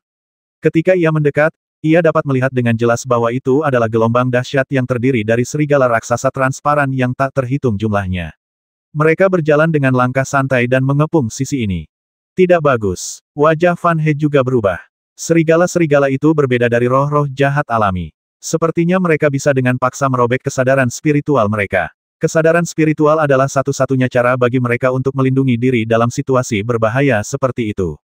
Jika mereka disiksa oleh ratusan serigala ganas, kehilangan kekuatan spiritual akan sangat besar, dan mereka mungkin tidak akan bisa bertahan lama. Kalian jaga baik-baik Pak Tua Wei, kata Su Tang lembut. Sang Tianliang dan Fan He sama-sama ahli dari Laut Hijau. Menurut Helan Yuanzheng, teknik spiritual yang mereka praktikkan agak mirip dengan teknik Ibel, dan teknik yang dipraktikkan oleh Ibel-Ibel besar di altar Dewa Ibel hampir seperti teknik Ibel. Saat menghadapi makhluk aneh seperti itu, efektivitas tempur Sang Tianliang dan Fan He akan sangat berkurang. Terlebih lagi, jika dia ingin melindungi Wei Qilu dan membiarkan Sang Tianliang dan Fan He bertarung, itu mungkin akan menyebabkan kesalahpahaman yang tidak perlu. Akan lebih baik baginya untuk berterus terang dan mengambil inisiatif untuk bertanggung jawab. Begitu selesai berbicara, Su Tang bergegas menuju serigala-serigala yang mendekat. Melalui pertempuran sebelumnya, ia tahu bahwa serigala-serigala raksasa itu agak licik, jadi ia menyerang dengan sekuat tenaga. Siklon hitam yang tak terhitung jumlahnya bergulung ke segala arah dengan Su Tang sebagai pusatnya. Pedang ajaib di tangannya menarik tirai cahaya sepanjang lebih dari 100 meter, bergulir ke depan di tanah. Bum bum bum. Hanya dengan satu pedang, Su Tang menebas lebih dari 100 serigala raksasa. Kekuatan puncak alam suci sungguh luar biasa. Di bawah cahaya pedang ajaib, perbedaan antara menghadapi satu serigala raksasa dan ratusan serigala raksasa tidaklah terlalu besar. Namun, selusin serigala raksasa muncul di sisi dan belakangnya, membuka mulut mereka lebar-lebar untuk menggigitnya. Asap yang dilepaskannya memang menghalangi pandangan, tetapi tampaknya tidak berpengaruh pada serigala-serigala raksasa itu. Su Tang mengabaikan kawanan serigala kecil itu dan terus bergerak maju. Pedang ajaib itu kembali bersinar. Pada saat yang sama, gelombang benang perak menyebar di sekitarnya, mengembun menjadi gumpalan bunga es di tanah. Karena terkena dampak pembekuan, kelenturan serigala raksasa berkurang drastis, dan dalam radius beberapa ratus meter, semua serigala raksasa memperlihatkan jejaknya, tubuh mereka tertutup oleh partikel embun beku dan salju. Di kejauhan, Sang Tianliang dan Fan He saling memandang. Apakah dia benar-benar penguasa takdir, gumam Fan He. Kau sudah tahu jawabannya di hatimu, tak perlu bertanya padaku. Sang Tianliang tersenyum getir. Ia tak akan pernah menjawab pertanyaan yang sangat sensitif ini. Tapi aku belum pernah mendengar ada ahli kehidupan yang bisa memiliki kekuatan atribut, kata Fan He. Aku belum pernah mendengar ada orang yang mempraktikkan teknik sihir atau bahkan memiliki baju besi sihir. Kata Sang Tianliang. Aku merasa, dewa benar-benar marah, kata Fan He. Hah? Apa yang kau bicarakan? Tanya Sang Tianliang bingung. Karena tuan sebelumnya meninggal dengan cara yang terlalu polos dan aneh. Fan He mendesah pelan, jadi dewa sangat baik kepada tuan generasi ini, menganugerahinya keberuntungan dan kekuatan atribut yang tak tertandingi. Mungkin, dia khawatir akan mati muda. Yang lebih penting, pada akhirnya, Fan He tiba-tiba terdiam. Apa hal yang paling penting? Tanya Sang Tianliang. Beri dia waktu untuk tumbuh, kata Fan He. Sang Tianliang tentu saja menyadari apa yang Fan He maksud. Ia berhenti sejenak dan berkata pelan, Fan He, hati-hati dengan kata-kata dan tindakanmu. Kau dan aku sama-sama penguasa Laut Hijau yang kuat. Bahkan jika kita harus berhati-hati dalam perkataan dan perbuatan kita, dunia ini terlalu berbahaya, kata Fan He. Fan He, aku lebih dari 100 tahun lebih tua darimu, dan aku telah melihat dan mendengar sedikit lebih banyak. Sang Tianliang menggelengkan kepalanya dan berkata, kita keluar bersama kali ini, dan kita juga bertemu bersama. Tuan Su ini, kita juga ditakdirkan untuk bersama. Jika itu orang lain, aku tidak akan menyia-nyiakan kata-kataku dan mendengarkan nasihatku. Pohon yang berdiri tegak di hutan akan hancur oleh angin, dan kasau yang mencuat akan membusuk terlebih dahulu. Meskipun kita punya tempat di Lautan Hijau, tetapi di saat-saat kritis, kita tetap harus hidup sesuai keinginan orang lain. Haha, Fan He tertawa. Jika kau tetap berguna, kau bisa maju atau mundur secara alami di masa depan. Jika kau tidak tahu kedalamannya dan bersikeras pada sesuatu, itu hanya akan membawa bencana bagi dirimu sendiri.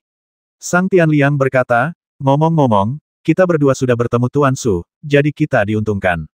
Setelah kita keluar, mari kita berpura-pura tidak terjadi apa-apa. Ketika situasinya sudah ditentukan, tidak akan terlambat bagi kita untuk membuat pilihan. Tapi, aku sudah melihat tren umumnya, kata Fan He. Oh, Sang Tianliang tertegun. Kata Santo penjaga, Tuan Muda Su telah menjadi murid si Kong Chuo. Usianya baru awal 20-an. Fan He berkata, di usia semuda itu, dia sudah mencapai alam suci. Bahkan dibandingkan dengan dua monster keluarga Helan, dia tak kalah mengesankan. Apalagi yang bisa dia lakukan? Haha, kau harus tenang, kata Sang Tianliang. Coba pikirkan lagi, kita sudah kuat di Laut Hijau. Jika kita tetap rendah hati dan membuat keputusan nanti, tak seorang pun akan bisa menyalahkan kita. Jika masa lalu terulang, kita akan tetap kuat. Jika Tuan Su itu berkuasa, dia juga akan membutuhkan bantuan kita untuk menstabilkan Laut Hijau. Inilah artinya kuat tanpa nafsu. Fan He, jangan bilang, kau ingin bersaing memperebutkan reputasi sebagai pendukung tahta. Fan He tidak mengatakan apa-apa, tetapi menoleh dan menatap Sang Tianliang dengan tatapan aneh. Ada apa? Tanya Sang Tianliang. Tuan Sang, saya tidak bermaksud apa-apa lagi. Tolong jangan salah paham, kata Fan He. Beberapa orang di belakang Anda mengatakan Anda tidak berperasaan. Tapi saya pikir Tuan Sang adalah orang yang sangat saleh. Kalau tidak, tidak perlu bicara sebanyak itu kepada saya. Sang Mo memang punya banyak masalah. Sang Tianliang berkata tapi dalam masalah benar dan salah seperti ini, Sang Mo masih tahu batasnya. Lagi pula, kalau kau kembali dan bicara omong kosong, apa kau tidak akan menyeret Sang Mo ke dalam air? Su Tang bergegas bolak-balik di antara kawanan serigala. Ia sangat tidak puas dengan efek pembekuannya, jadi ia melepaskan api spiritualnya lagi. Fakta telah membuktikan bahwa api spiritual jauh lebih kuat daripada es melawan serigala raksasa yang aneh itu. Selama bersendewa dengan api, serigala raksasa itu akan langsung lenyap. Meskipun dia digigit serigala raksasa berkali-kali, kekuatan spiritualnya begitu kuat sehingga dia tidak peduli sama sekali dengan kehilangan itu. Sang Tianliang dan Fan He di kejauhan berhenti berbicara dan mengamati setiap gerakan Su Tang dalam diam. Su Tang kini mengerahkan seluruh kekuatannya untuk mengalirkan pembuluh darah spiritualnya. Terkadang ia berubah menjadi kilat yang cepat, menerobos kawanan serigala, dan terkadang ia berubah menjadi api yang berkobar, menyapu ke segala arah.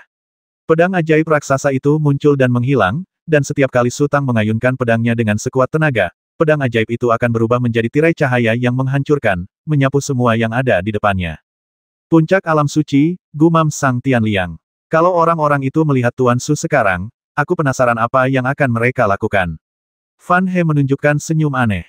Dentang, suara piano yang penuh gairah tiba-tiba muncul. Wei Qilu, yang sedang duduk bermeditasi mengatur napasnya, telah membuka matanya dan ujung jarinya perlahan memetik senar. Su Tang tiba-tiba merasakan tekanan berkurang, dan kemudian dia melihat sosok Wei Qilu berlari ke arahnya. Saat berhadapan dengan kehidupan alien semacam ini, daya mematikan Wei Qilu sangatlah dahsyat, jauh melampaui Su Tang, bahkan melebihi Sang Tianliang dan Fan He. Suara piano menggema di antara langit dan bumi. Secepat apapun serigala raksasa itu atau seaneh apapun gerakan mereka, mereka tak dapat menghindari suara piano yang menggema. Begitu musik berlalu, tubuh serigala raksasa itu akan melayang di udara seperti salju yang mencair. Serigala-serigala raksasa yang tersisa akhirnya menjadi ketakutan, tiba-tiba berbalik dan melarikan diri ke dalam kegelapan di kejauhan. Su Tang tidak berniat melanjutkan pengejaran dan mengambil kembali pedang ajaibnya. Pada saat ini, tanah mulai bergetar hebat. Di luar Tiankeng, Zhong Yiye dan Quan Guan sama-sama terguling oleh tanah yang bergetar. Bahkan Wen Xiang terhuyung mundur 7 atau 8 langkah sebelum akhirnya bisa berdiri tegak. Apa yang terjadi? Tanya Wen Xiang heran. Ia mendapati suasana di sekitarnya telah berubah. Menurut perhitungan waktu, Tiankeng seharusnya kembali mengeluarkan asap, tetapi di dalam masih sunyi. Mungkinkah Tuan menabrak sesuatu. Zhong Yiye memanjat sambil menyeringai. Getaran tanah tadi sangat dahsyat. Ia belum mencapai tingkat leluhur agung, tetapi ia merasa semua tulang di tubuhnya akan terguncang, dan semburan bintang keemasan muncul di depan matanya. Apa yang ada di dalam lubang pembuangan itu? Tanya Kuan Guan dengan bingung. Tuan, Anda seharusnya merasakan sesuatu, kalau tidak, Anda tidak akan mengundang kedua penguasa Laut Hijau itu untuk turun bersama, kata Zhong Yiye. Su Tang, Wei Qilu, dan yang lainnya terbang ke udara, berkonsentrasi mengamati sekeliling. Getaran yang tak terjelaskan itu hanya berlangsung beberapa tarikan napas sebelum berhenti. Mereka menunggu beberapa saat, dan ketika melihat keadaan sekitar telah kembali tenang, mereka perlahan mendarat di tanah. Haruskah kita terus maju? Tanya Sang Tianliang, kita baru saja bertemu roh-roh jahat alami itu ketika masuk, lalu kita melihat sekawanan serigala. Kalau kita terus maju, kita mungkin akan bertemu makhluk lain. Tuan Sang, apakah Anda takut? Wei Qilu tertawa. Ini bukan soal takut atau tidak. Sang Tianliang mengerutkan kening dan berkata, teknik spiritual biasa tidak akan banyak berguna melawan hal semacam itu. Kita tidak bisa selalu bersembunyi di belakangmu, kan? Ayo kita lanjutkan sedikit lagi. Su Tang tiba-tiba menyela, tadi ada keributan besar. Kalau memang ada yang aneh di dalam, kita pasti sudah memperingatkannya. Kalaupun kita mundur sekarang, sudah terlambat. Su Tang memiliki firasat bahwa sesuatu di lubuk hatinya tampaknya telah terbangun. Sang Tianliang dan Fan He tahu identitas Su Tang, jadi kata-kata Su Tang tentu saja berbobot. Setelah ragu sejenak, Sang Tianliang mengangguk dan berkata, baiklah kalau begitu. Beberapa orang mulai lagi dan berjalan menyusuri gua. Suasana tiba-tiba menjadi sunyi. Dalam sekejap, mereka berjalan hampir 1000 meter dan tidak melihat apapun. Pemandangan di depan tiba-tiba terbuka, dan sebuah tebing muncul. Beberapa orang terbang ke udara satu demi satu, lalu mendarat di pegunungan seberang. Di tempat seperti itu, mereka semua tahu bahwa mereka harus mengurangi frekuensi penggunaan teknik terbang. Berada di udara akan dengan mudah menarik perhatian roh-roh aneh dan menyebabkan mereka dikepung. Karena itu, mereka menghabiskan sebagian besar waktu berjalan di tanah dengan kaki mereka. Lihat ke depan, Wei Qilu mengarahkan jarinya ke kejauhan. Di kaki gunung, berdiri sebuah objek tinggi dan megah, yang jelas-jelas buatan manusia, karena bentuknya sangat halus dan simetris. Keajaiban alam dapat menciptakan pemandangan yang luar biasa aneh, tetapi keindahannya tak akan pernah serapi ini. Beberapa orang melangkah maju dengan hati-hati. Ketika mereka mendekat, mereka mendapati bahwa itu adalah sebuah lonceng raksasa yang tingginya puluhan meter dan berdiameter 50 atau 60 meter. Mereka berdiri di depan lonceng itu seperti semut-semut kecil. Betapa besarnya lonceng itu, gumam Wei Qilu sambil mendongak. Bahaya yang tersembunyi di alam rahasia bahkan lebih besar daripada yang ada di Jedi. Apapun bisa terjadi. Beberapa orang sangat berpengalaman, jadi mereka hanya menonton dan tidak ada yang melakukan hal yang tidak perlu seperti mengetuk atau menyentuh. Ada prasasti di sini, kata Sang Tianliang. Ia melihat ke kiri dan ke kanan terlebih dahulu, lalu perlahan berjalan selangkah demi selangkah, siap menghadapi situasi tak terduga kapanpun. Prasasti batu itu tidak tinggi, hanya sedikit lebih dari 1 meter, dan bagian atas prasasti batu itu hancur, jadi hanya satu kata yang terlihat samar-samar Zong. Sang Tianliang melihat sekeliling dan menemukan sebuah batu pipih di sampingnya, yang tampaknya merupakan bagian atas prasasti batu. Kemudian, Sang Tianliang berjalan perlahan. Ia tidak menyentuh batu itu dengan jari-jarinya. Ia mengangkat tangannya dan melepaskan sulur dari lengan bajunya. Sulur itu melilit batu dan perlahan membalik prasasti batu itu. Hanya ada satu kata di prasasti itu pemakaman. Lonceng kematian. Tanya Wei Qilu curiga, mungkinkah lonceng raksasa ini juga senjata spiritual? Tapi namanya terlalu sial, lonceng kematian. Pada saat ini, bumi mulai bergetar lagi, dan kali ini amplitudonya menjadi sangat kuat, bahkan seluruh tanah terbalik. Bumi juga akan berputar. Su Tang dan yang lainnya langsung melayang ke udara. Sesaat kemudian, Su Tang melihat sekilas sesuatu dari sudut matanya. Ia menunjukkan ekspresi ngeri lalu berteriak minggir. Pada saat yang sama, sosok Su Tang sudah cepat mundur ke belakang. Diingatkan oleh Su Tang, Wei Qilu, Sang Tianliang, dan yang lainnya segera mengaktifkan pembuluh darah spiritual mereka dan melarikan diri secara terpisah.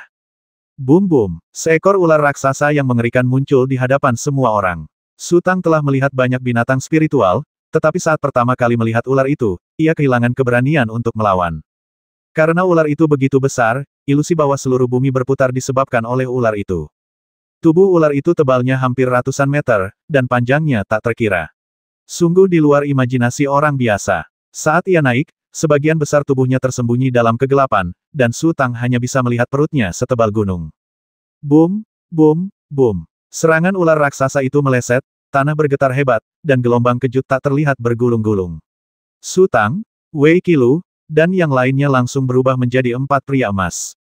Gelombang kejut menghantam tubuh mereka, menyebabkan kesadaran perlindungan tubuh mereka bergetar terus-menerus. Di antara mereka berempat, Fan He adalah yang paling lemah. Darah merembes dari sudut mulutnya, dan kengerian di hatinya tak terlukiskan dengan kata-kata. Kesadaran ilahi pelindung tubuh yang dimiliki oleh para praktisi hebat di tingkat alam suci sangatlah ulet dan biasanya mampu menahan serangan bertubi-tubi dalam jangka panjang tanpa runtuh. Ini juga merupakan metode terkuat yang dimiliki oleh para praktisi hebat di tingkat alam suci. Gelombang kejut yang dihasilkan oleh tabrakan ular raksasa itu dengan tanah benar-benar menembus kesadaran ilahi pelindung tubuhnya dan melukainya dengan parah. Kekuatan mengerikan ini tidak hanya jauh melampaui alam suci, tetapi juga melampaui alam suci agung. Lagi pula, ini hanya gelombang kejut. Jika ia terkena tubuh ular raksasa itu, tubuhnya mungkin akan hancur berkeping-keping dalam sekejap. Boom! Lonceng besar itu dipukul dan tiba-tiba mengeluarkan suara panjang. Detik berikutnya, suara lonceng terdengar melewati Su Tang dan yang lainnya, dan pikiran spiritual pelindung beberapa orang tiba-tiba memancarkan cahaya yang sangat terang. Mata Su Tang menunjukkan rasa sakit, lalu ia membuka mulutnya dan seteguk darah menyembur keluar. Wei Qilu dan Sang Tianliang juga muntah darah. Kondisi Fan He bahkan lebih buruk. Kesadaran ilahi pelindung tubuhnya runtuh. Darah tak hanya muncrat dari mulutnya, tetapi juga mengalir dari telinga, hidung, dan sudut matanya. Ia tak mampu lagi menyeimbangkan tubuhnya, bahkan teknik pengendalian udara pun tak mampu dilepaskan. Ia pun jatuh terduduk. Kekuatan ular raksasa itu sudah sangat mengerikan, dan kekuatan lonceng raksasa itu tampak semakin kuat. Hanya satu bunyi lonceng saja sudah melukai keempat kultivator tingkat suci. Desis. Ular besar itu meraung memekakkan telinga, dan tubuhnya tiba-tiba terlempar mundur.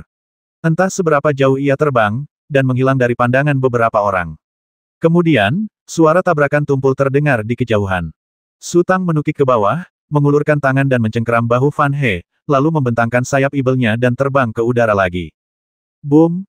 Boom! Ular raksasa itu pergi dengan cepat dan kembali lebih cepat lagi. Tubuhnya yang tebalnya ratusan meter menggeliat di tanah, menyebabkan bumi berguncang hebat. Suaranya seperti gunung setinggi awan yang terbang ke arah mereka. Namun, ular besar itu tampak takut pada lonceng raksasa itu. Ia berhenti beberapa ribu meter jauhnya dan tidak bergerak mendekat. Ia hanya membuka mulutnya.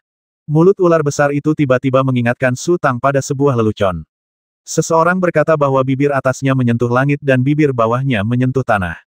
Yang lain menertawakannya dan bertanya di mana ia akan meletakkan wajahnya. Pria itu berkata, tentu saja ia tidak tahu malu. Namun saat ini, Su Tang tak bisa tertawa. Mulutnya yang terbuka lebar seakan mampu menelan semua isi keluarga, termasuk dirinya. Wus! Su Tang bahkan melihat batu-batu besar yang tingginya lebih dari 10 meter menggelinding di udara, seolah-olah kehilangan berat. Satu-satunya benda yang tidak bergerak antara langit dan bumi adalah lonceng besar. Gawat! Seru Wei Qilu. Ia berusaha sekuat tenaga mengaktifkan pembuluh darah spiritualnya, tetapi kekuatan teknik terbangnya tak mampu menandingi daya hisap ular raksasa itu. Ia terbungkus pusaran dan berguling ke arah ular raksasa itu. Selamatkan aku, teriak Sang Tianliang. Kekuatannya setara dengan Wei Qilu. Jika Wei Qilu tak sanggup, ia pun tak sanggup. Sungguh lelucon jika seorang kultivator hebat di alam suci berteriak minta tolong.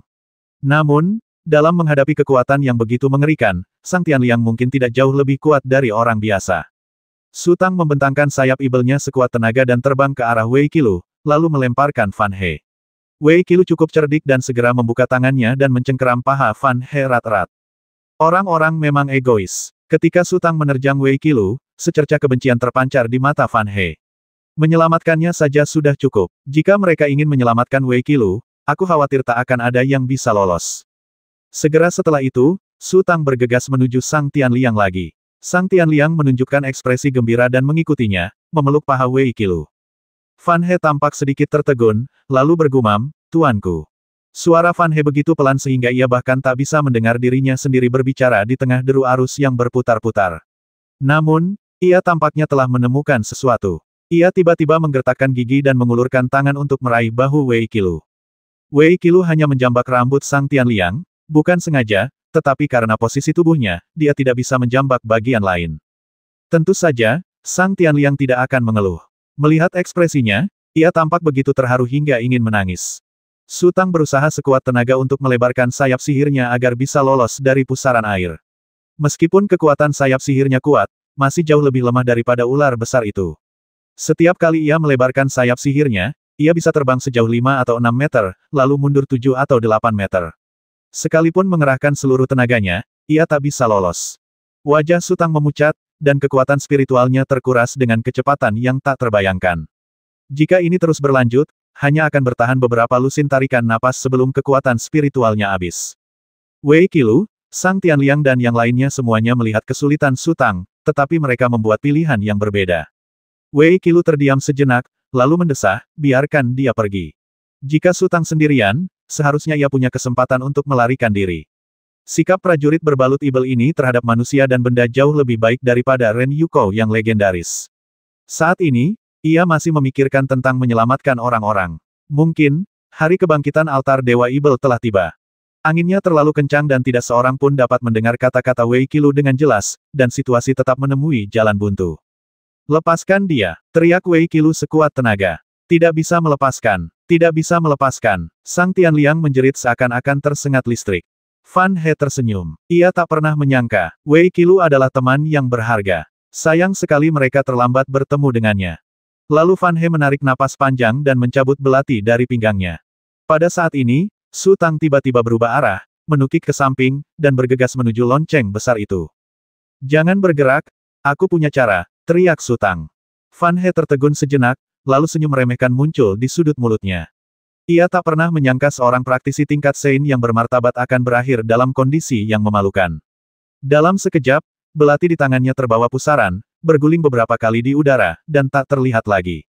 Su Tang mengepakkan sayap ibelnya terus-menerus, dan urat-urat muncul di dahi dan lehernya. Setelah upaya yang tak henti-hentinya, jarak antara dirinya dan lonceng raksasa itu akhirnya berkurang menjadi kurang dari 50 meter. Su Tang mengaktifkan pedang ajaib Yuan Po dan menusukkannya dengan sekuat tenaga. Begitu pedang ajaib itu digunakan, ia melepaskan cahaya menyilaukan, lalu mengembang, berubah menjadi pedang raksasa sepanjang lebih dari 100 meter. Sesaat kemudian, cahaya pedang itu membombardir tanah, dan pasir serta batu yang bergolak langsung terbawa pusaran, meninggalkan lubang besar di tanah. Sang Tianliang pasti meremehkan tekad Su Tang. Karena takut ditinggalkan, sulur-sulur tumbuh dari lengan bajunya, melilit ke atas, mula-mula melilit Wei Qilu, lalu melilit tubuh Fan He, dan akhirnya melilit Su Tang. Sekarang, mereka benar-benar diikat pada tali yang sama dan tidak ada seorang pun yang bisa melarikan diri. Su Tang sedikit geli. Dibandingkan dengan Wei Qilu dan Fan He, keberanian Sang Tianliang memang menjadi masalah. Meskipun Sang Tianliang tidak bisa dikatakan tidak layak menjadi seorang kultivator hebat di tingkat suci, ia jelas bukan seorang pendekar. Su Tang maju dan mundur di udara. Sesaat kemudian, ia hanya berjarak kurang dari 30 meter dari lonceng raksasa itu, dan kekuatan spiritualnya hampir habis. Memimpin 3 orang untuk bersaing dengan kekuatan yang mampu menelan langit dan melahap bumi, kerugiannya terlalu besar. Hati-hati, teriak Su Tang, lalu tubuhnya tiba-tiba berputar dan berubah menjadi kilatan petir yang menyambar keluar. Petir itu ditarik membentuk busur oleh pusaran yang bergelora, bagaikan bulan purnama. Namun, ujung petir itu berhasil menyapu lubang besar itu, lalu ekor petir itu dengan cepat berkumpul, dan Wei Qilu serta 3 orang lainnya pun ikut ditarik mendekat ke lubang besar itu oleh petir tersebut.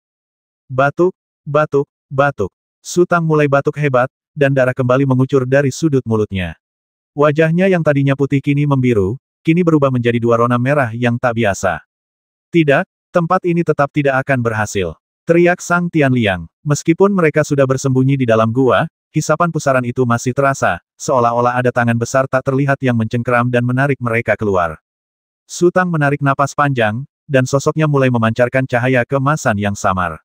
Kemudian, ia mengulurkan tangannya dan mendorong dinding gua, dan dinding itu pun berubah menjadi pasir dan runtuh. Su Tang mengaktifkan cahaya ajaib tersebut, dan setelah menyatu dengan 4 elemen manik-manik roh, cahaya ajaib tersebut dapat diubah menjadi beberapa atribut seperti angin, api, tanah, air, dan sebagainya kapan saja. Meskipun ia tidak mengetahui rahasia mengendalikan manik-manik roh bumi, setelah mengubah manik-manik roh bumi menjadi jiwa, ia dapat melepaskan kekuatan atribut tersebut secara maksimal, bahkan menyublimkannya menjadi naluri.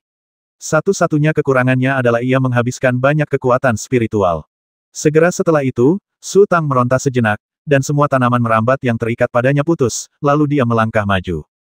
Setelah berjalan 7 atau 8 langkah, Su Tang kembali mendongak. Tiba-tiba, Langit menjadi lebih cerah dan mereka telah tiba di dalam lonceng raksasa. Di dasar lonceng raksasa itu, terdapat tirai cahaya tipis seperti film. Melalui tirai cahaya itu, mereka merasa seperti memasuki surga, dan pusaran yang bergejolak itu tiba-tiba menghilang.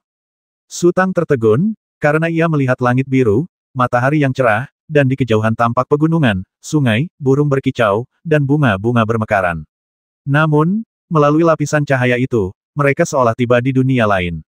Setelah Fan He keluar, ia berdiri terpaku di tempat. Ia menatap langit biru dan bumi, lalu menggosok matanya dengan keras.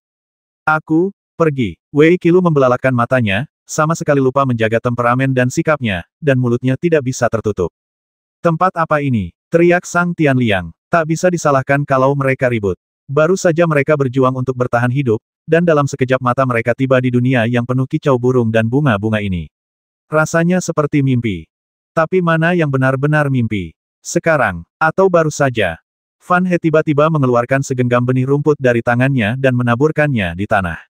Kemudian ia melatih keterampilan spiritualnya, dan tak lama kemudian, tunas rumput pun tumbuh. Fan He memperhatikan dalam diam, dan setelah beberapa saat dia tiba-tiba berkata ini bukan mimpi. Tentu saja ini bukan mimpi, kata Wei Qilu. Kita punya kesadaran ilahi yang melindungi kita, jadi kecil kemungkinan mereka bisa membuat kita kehilangan akal sehat. Lagi pula, kita berempat sudah bersama selama ini. Kekuatan macam apa yang bisa membuat kita memasuki mimpi yang sama? Su Tang tiba-tiba membungkuk dan menyentuh tanah dengan telapak tangannya. Kemudian, ia mengaktifkan kembali cahaya ajaib dan menenggelamkan diri ke dalam tanah.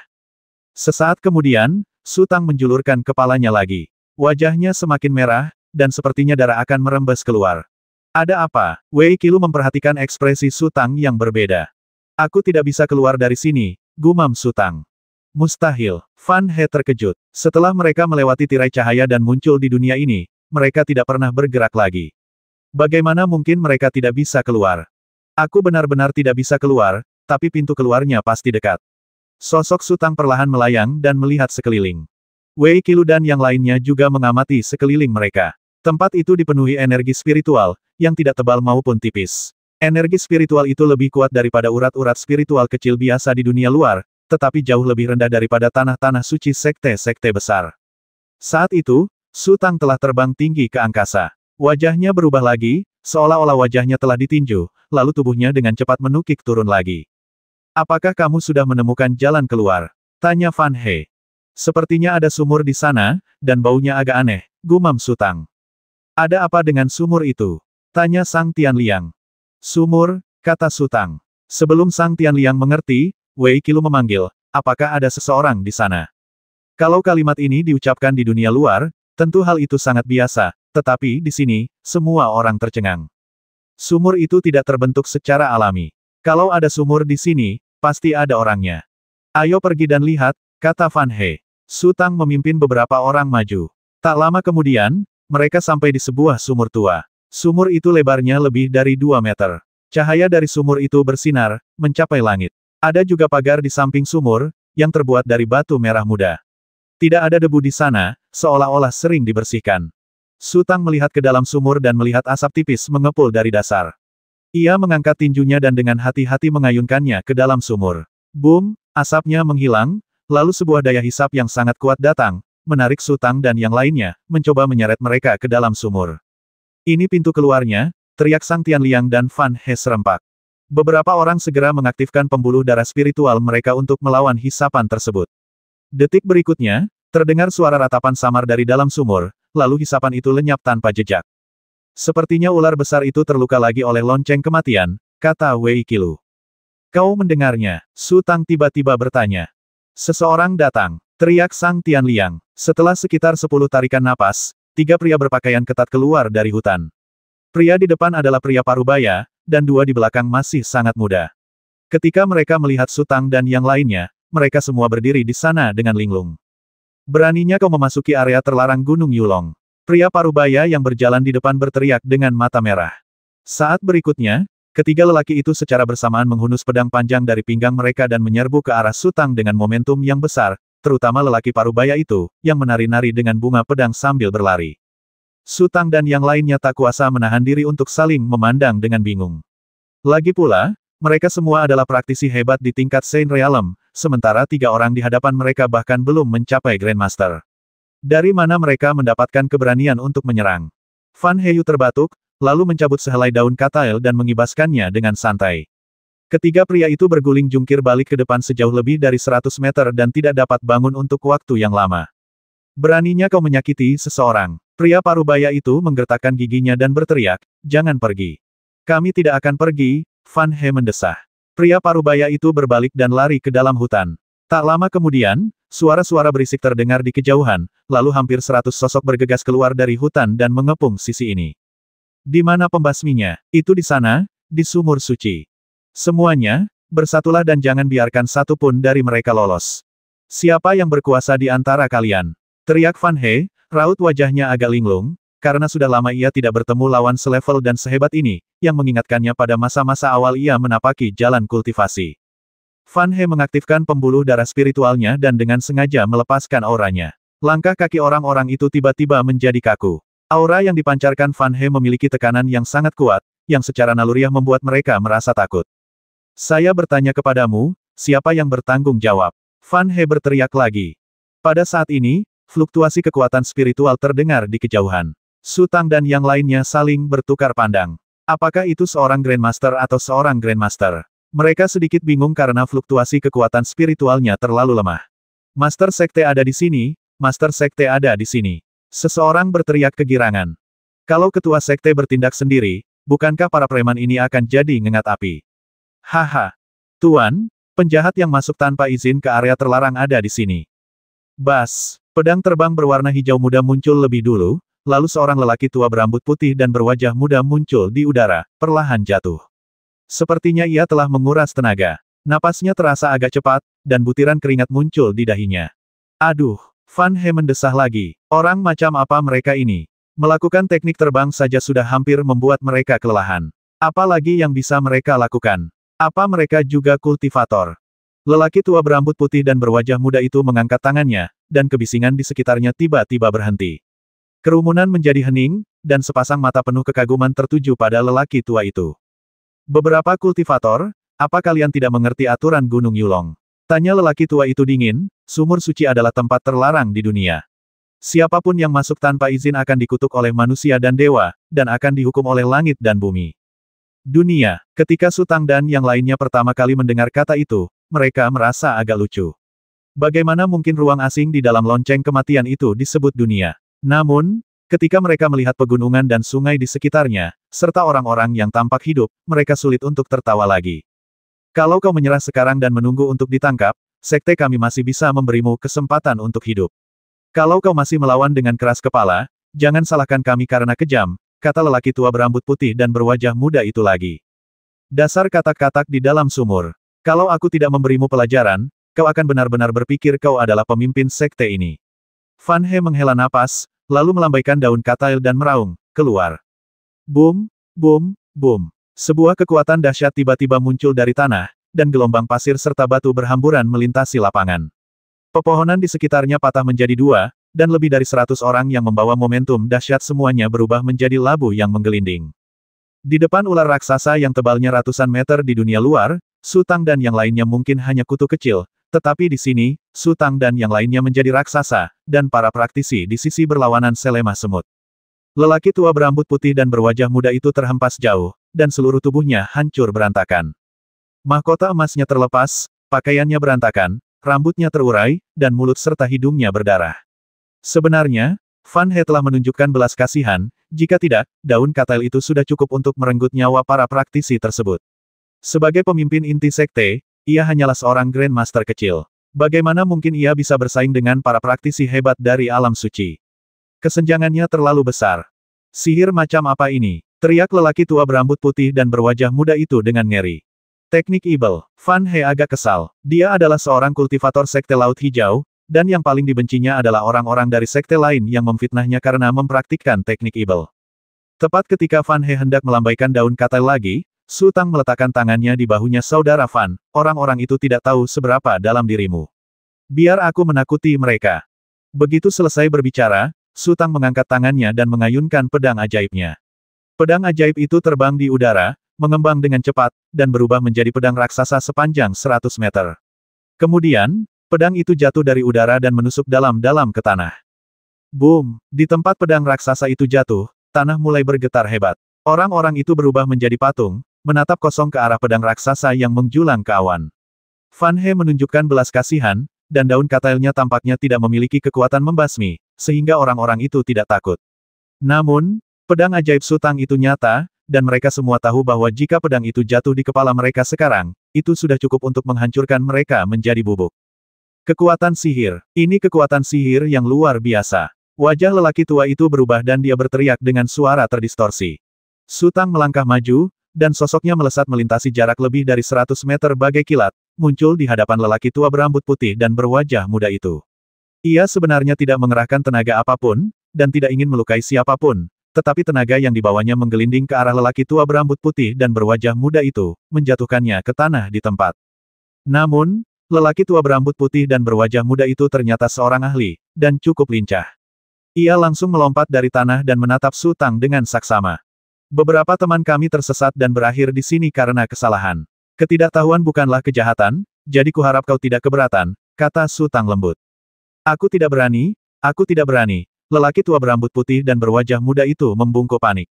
Kami lelah dan lapar. Jika berkenan, kami ingin meminta beberapa cangkir teh. Sutang berkata lagi. Kami kedatangan tamu-tamu terhormat dari jauh, jadi tentu saja saya akan berusaha sebaik mungkin untuk menjamu mereka. Pria tua berambut putih dan berwajah muda itu memaksakan senyum dan berkata, silakan semuanya ke sini. Ia tidak khawatir dengan gelas-gelas air itu, tetapi pikirannya masih belum sepenuhnya pulih dari keterkejutan tadi. Semua orang di seberang ketakutan oleh pedang Sutang. Mereka tak berani berkata apa-apa. Mereka minggir seperti boneka dan terus menatap Sutang dan yang lainnya dengan tatapan bodoh. Sutang melambaikan tangannya untuk menarik pedang ajaibnya, mengikuti lelaki tua berambut putih dan berwajah muda itu, lalu berjalan mendaki gunung. Wei Qilu dan yang lainnya juga melangkah mengikuti Sutang. Apa yang akan dia lakukan? Tanya Sang Tianliang. Kita tidak bisa pergi sekarang, kata Wei Qilu, kita harus tinggal di sini selama 1 atau 2 hari. Tak lama kemudian, sebuah tebing muncul di hadapan mereka. Tidak ada jembatan di atas tebing itu, hanya tali dengan keranjang gantung yang menggantung di sana. Keranjang itu bisa menampung 5 atau 6 orang. Lelaki tua berambut putih dan berwajah muda itu tidak masuk ke dalam keranjang gantung. Ia langsung melompat ke udara dan melayang ke sisi tebing yang berlawanan. Setelah mendarat, ia segera berbalik dan melihat ke belakang, tetapi tidak melihat siapapun di belakangnya. Ia hanya bisa berdiri terpaku di sana. Sesaat kemudian, ia merasakan fluktuasi kekuatan spiritual yang melewatinya. Ia buru-buru menoleh ke belakang dan mendapati Sutang dan yang lainnya telah terbang melewati tebing. Ini sepertinya sedang memverifikasi sesuatu. Pria tua berambut putih dan berwajah muda itu tampak semakin gugup, menundukkan kepala dan berjalan tanpa suara. Saat mereka menaiki tangga batu yang panjang, semakin banyak orang yang berdatangan. Namun, pria tua berambut putih dan berwajah muda itu memiliki status yang sangat tinggi.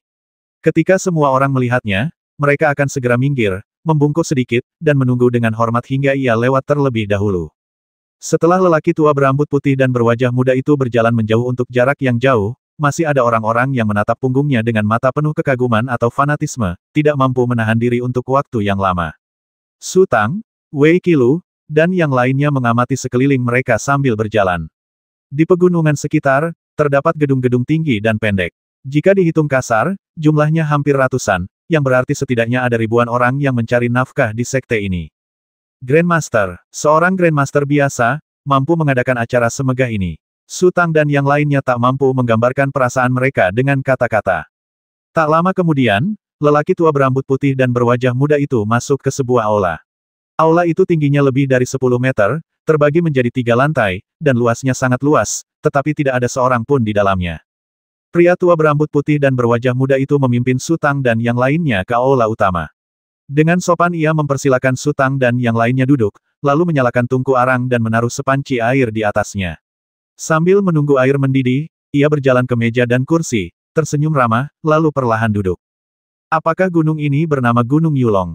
Tanya Sutang. Ah, lelaki tua berambut putih dan berwajah muda itu segera berdiri ya, namanya Yulongshan. Sekte apa ini? Tanya Wei Qilu. Pria tua berambut putih dan berwajah muda dari Yulong Tianzong tampak sangat bangga, tetapi kemudian dia teringat sesuatu dan tampak sedikit sedih.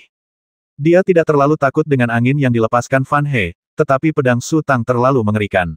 Belum lagi membasmi mereka, bahkan jika dia menghancurkan Yulong Tianzong sepenuhnya, mungkin hanya butuh beberapa menit. Lelaki tua berambut putih dan berwajah muda itu menyadari jurang pemisah yang amat lebar antara dirinya dan Su Tang, maka ia selalu diliputi rasa takut, takut kalau satu gerakan saja ia akan membawa malapetaka bagi dirinya dan sekte itu.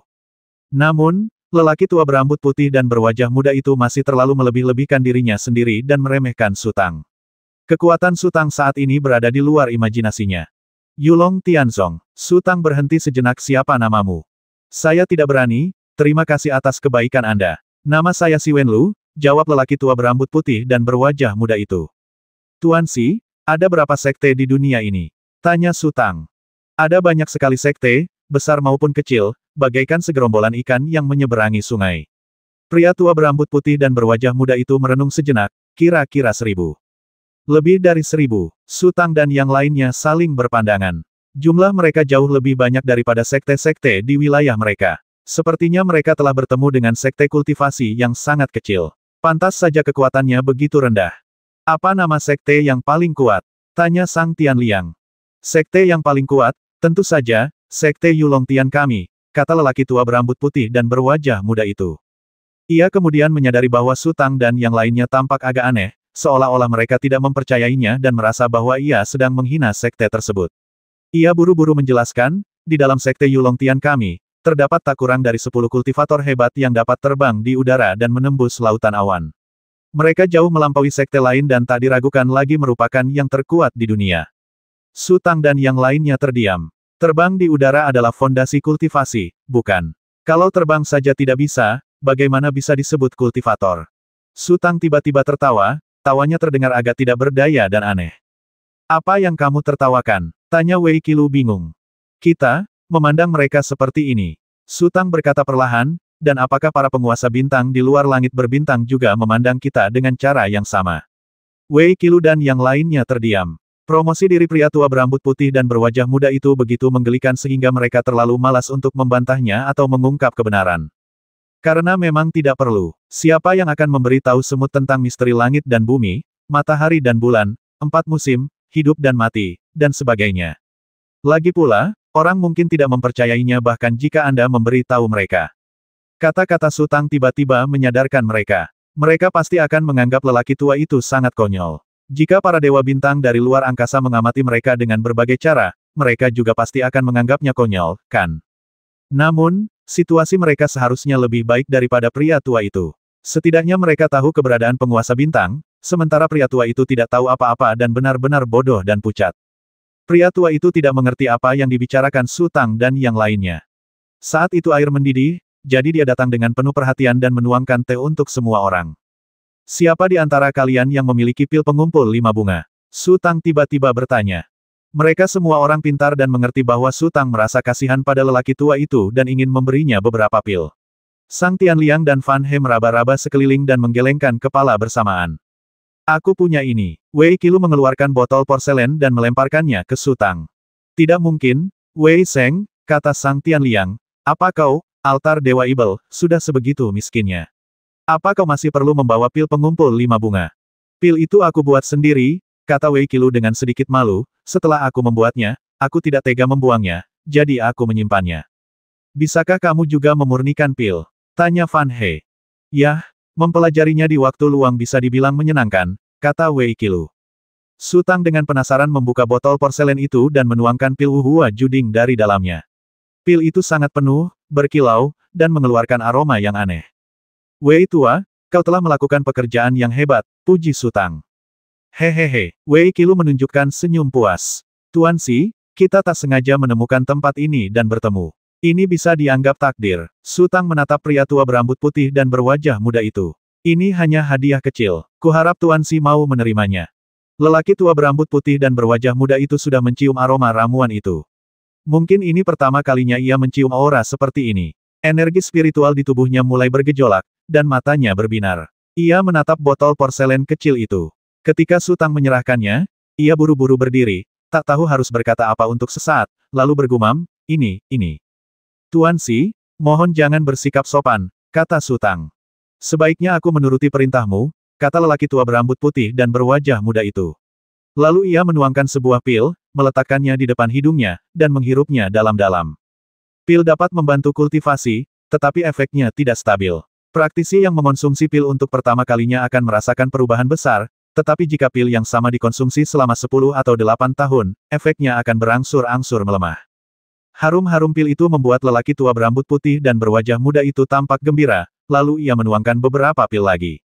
Ini pil pengumpul 5 bunga. Su Tang menyadari ada yang tidak beres dan menambahkan dengan lembut, tergantung kondisi masing-masing, interval antar pil juga berbeda. Biasanya, kamu harus minum 1 pil sebulan. Jangan minum lebih dari itu, kalau tidak kamu akan sakit. Ah, aku mengerti. Pria tua berambut putih dan berwajah muda itu menyeringai dan dengan enggan mengembalikan pil-pil lainnya, hanya menyisakan 1. Tuan Si, ramuan ini tidak boleh digunakan sembarangan, kata Wei Qilu. Tuan Si, setelah meminum ramuan ini, carilah ruangan yang gelap, tenangkan pikiran, singkirkan semua urusan eksternal, dan segera duduk dengan tenang dan atur napas Anda agar khasiatnya maksimal. Wei Qilu jauh lebih berpengalaman mengajar murid daripada Su Tang. Ia bisa melihat bahwa napas lelaki tua itu menjadi tidak teratur hanya dengan mencium aroma ramuan itu. Jika ia meminumnya, ia tidak akan bisa pulih tanpa mengatur napasnya selama beberapa hari. Apakah mereka benar-benar harus menunggu 4 kultivator tingkat Sein di sini? Karena itu, lelaki tua itu tidak bisa meminum ramuan itu sekarang. Ya, tidak perlu terburu-buru, kata Sang Tianliang, lalu berhenti sejenak. Tuan Si, ada yang ingin saya tanyakan. Apa yang ingin kau tanyakan? Pria tua berambut putih dan berwajah muda itu mengangkat kepalanya. Apakah ada sesuatu yang besar atau aneh yang terjadi di dunia ini? Tanya Sang Tianliang. Maksudmu, lelaki tua berambut putih dan berwajah muda itu sedikit bingung. Inilah hal-hal besar yang tidak kau pahami. Berapapun usiamu, katakan saja apapun yang terlintas di pikiranmu, kata Sang Tianliang. Ia berharap dapat memahami dunia dari lebih banyak perspektif. Lelaki tua berambut putih dan berwajah muda itu merenung cukup lama. Sekitar 200 tahun yang lalu, angin kencang tiba-tiba meletus dari sumur suci Sekte Yulong Tian milikku. Kolom angin itu melesat lurus ke langit. Setelah itu, dunia dipenuhi energi suram. Selama 6 bulan, hampir tidak ada sinar matahari. Su Tang dan yang lainnya saling bertukar pandang, dan Sang Tianliang bertanya lagi, ada lagi. Ada pasang surut spiritual di dunia, tetapi sangat tidak stabil. Terkadang datang setiap 30 tahun sekali, terkadang setiap 5 atau 6 tahun sekali, atau bahkan 10 tahun sekali, dan terkadang sekali setiap 100 tahun, menyebabkan para praktisi di mana-mana mengeluh dengan getir, kata pria tua berambut putih dan berwajah muda itu. Apa itu gelombang spiritual? Tanya Su Tang. Dipelihara oleh segala hal, energi spiritual akan semakin padat. Ketika mencapai batas tertentu, gelombang cahaya akan muncul dari awan. Gelombang cahaya ini menyebar luas, menyebar ke seluruh penjuru langit dan bumi, lalu akan menghabiskan seluruh energi spiritual. Pria tua berambut putih dan berwajah muda itu tersenyum getir. Kami para praktisi juga akan menderita penyakit serius, bahkan meninggal dunia. Berlangsung, kata Wei Qilu. Pria tua berambut putih dan berwajah muda itu berpikir sejenak. Sekitar 1100 tahun yang lalu, terjadi gempa bumi dahsyat. Gunung-gunung runtuh, sungai dan laut mendidih, dan hujan api yang tak terhitung jumlahnya jatuh dari langit, menyebabkan bencana yang dahsyat. Konon, hanya 1 dari 100 orang yang selamat. Ada lagi. Wei Qilu bertanya lagi. 900 mil di utara Gunung Yulong, terdapat sebuah tempat di mana 3 sungai bertemu, yang dikenal sebagai Sanjiangkou. Cahaya keemasan bersinar sepanjang tahun di tepi sungai. Siapapun yang mendekat, baik manusia, hewan, maupun burung, akan tersambar cahaya keemasan itu hingga mati. Pria tua berambut putih dan berwajah muda itu berkata, itulah tempat paling mematikan di dunia. Pikiran Dewa Kuno, teriak Sang Tianliang. Para praktisi hebat di tingkat alam suci juga memiliki kesadaran ilahi mereka sendiri, tetapi kesadaran ilahi mereka tidak dapat dibandingkan dengan kesadaran ilahi kuno. Seperti kata pepatah, ketika tubuh mati, Tao pun lenyap. Ketika mereka mati, kesadaran ilahi mereka juga akan lenyap di udara. Hanya dengan menembus penghalang dan mencapai alam Dewa Bintang, kesadaran ilahi dapat bertahan selamanya. Ayo kita ke sana, tanya Wei Qilu. Baiklah, Su Tang juga menjadi penasaran. Para tamu yang terhormat, silakan beristirahat di sekte saya selama 1 malam. Pria tua berambut putih dan berwajah muda itu berkata, Sanjiangkou berjarak 900 mil dari Gunung Yulong. Besok, tentu saja saya akan menyiapkan kereta untuk Anda, lalu. Kereta, tidak perlu. Fan He berdiri, kami akan segera kembali. 9, lebih dari 900 mil. Tanya lelaki tua berambut putih dan berwajah muda itu lagi. Fan He tersenyum tak berdaya, lalu perlahan berjalan menuju pintu. Ia kemudian mengalirkan pembuluh darah spiritualnya, dan sosoknya melesat ke langit bagai anak panah tajam. Setelah beberapa kilatan, ia menghilang tanpa jejak. Kecepatan yang luar biasa cepat membuat lelaki tua berambut putih dan berwajah muda itu tertegun. Namun, ia sedikit terlalu cepat. Su Tang, Wei Qilu, dan Fan He mengikutinya dari dekat dan melesat ke langit, masing-masing lebih cepat dari yang lain. Ketika lelaki tua berambut putih dan berwajah muda itu berteriak, Su Tang dan yang lainnya telah menghilang. Jika bukan karena pil dan botol porselen kecil di tangannya, lelaki tua berambut putih dan berwajah muda itu pasti akan curiga bahwa ia baru saja bermimpi besar. Jarak 900 mil bukan lagi masalah bagi para praktisi hebat di tingkat alam suci. Beberapa orang terbang jauh ke utara, dan berhenti beberapa kali untuk menanyakan arah. Bahkan dengan penundaan seperti itu, hanya butuh waktu kurang dari 2 jam sebelum mereka merasakan fluktuasi yang dipancarkan oleh pikiran ilahi kuno.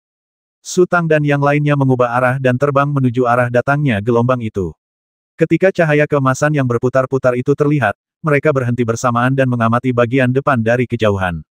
Ada pantai segitiga di depan, dan di atas pantai, ada gelombang cahaya keemasan yang bergoyang dan bergetar, dan fluktuasi kekuatan spiritual yang ditransmisikan terkadang kuat dan terkadang lemah. Sanjiangkou meliputi area yang sangat luas dan dikelilingi oleh gelombang cahaya, sehingga mustahil untuk melihat pemandangan di dalamnya.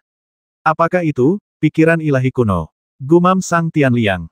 Su Tang, Wei Qilu, dan Fan He juga terkejut. Bukan karena auranya terlalu kuat, tetapi karena terlalu lemah. Saking lemahnya, sulit dipercaya.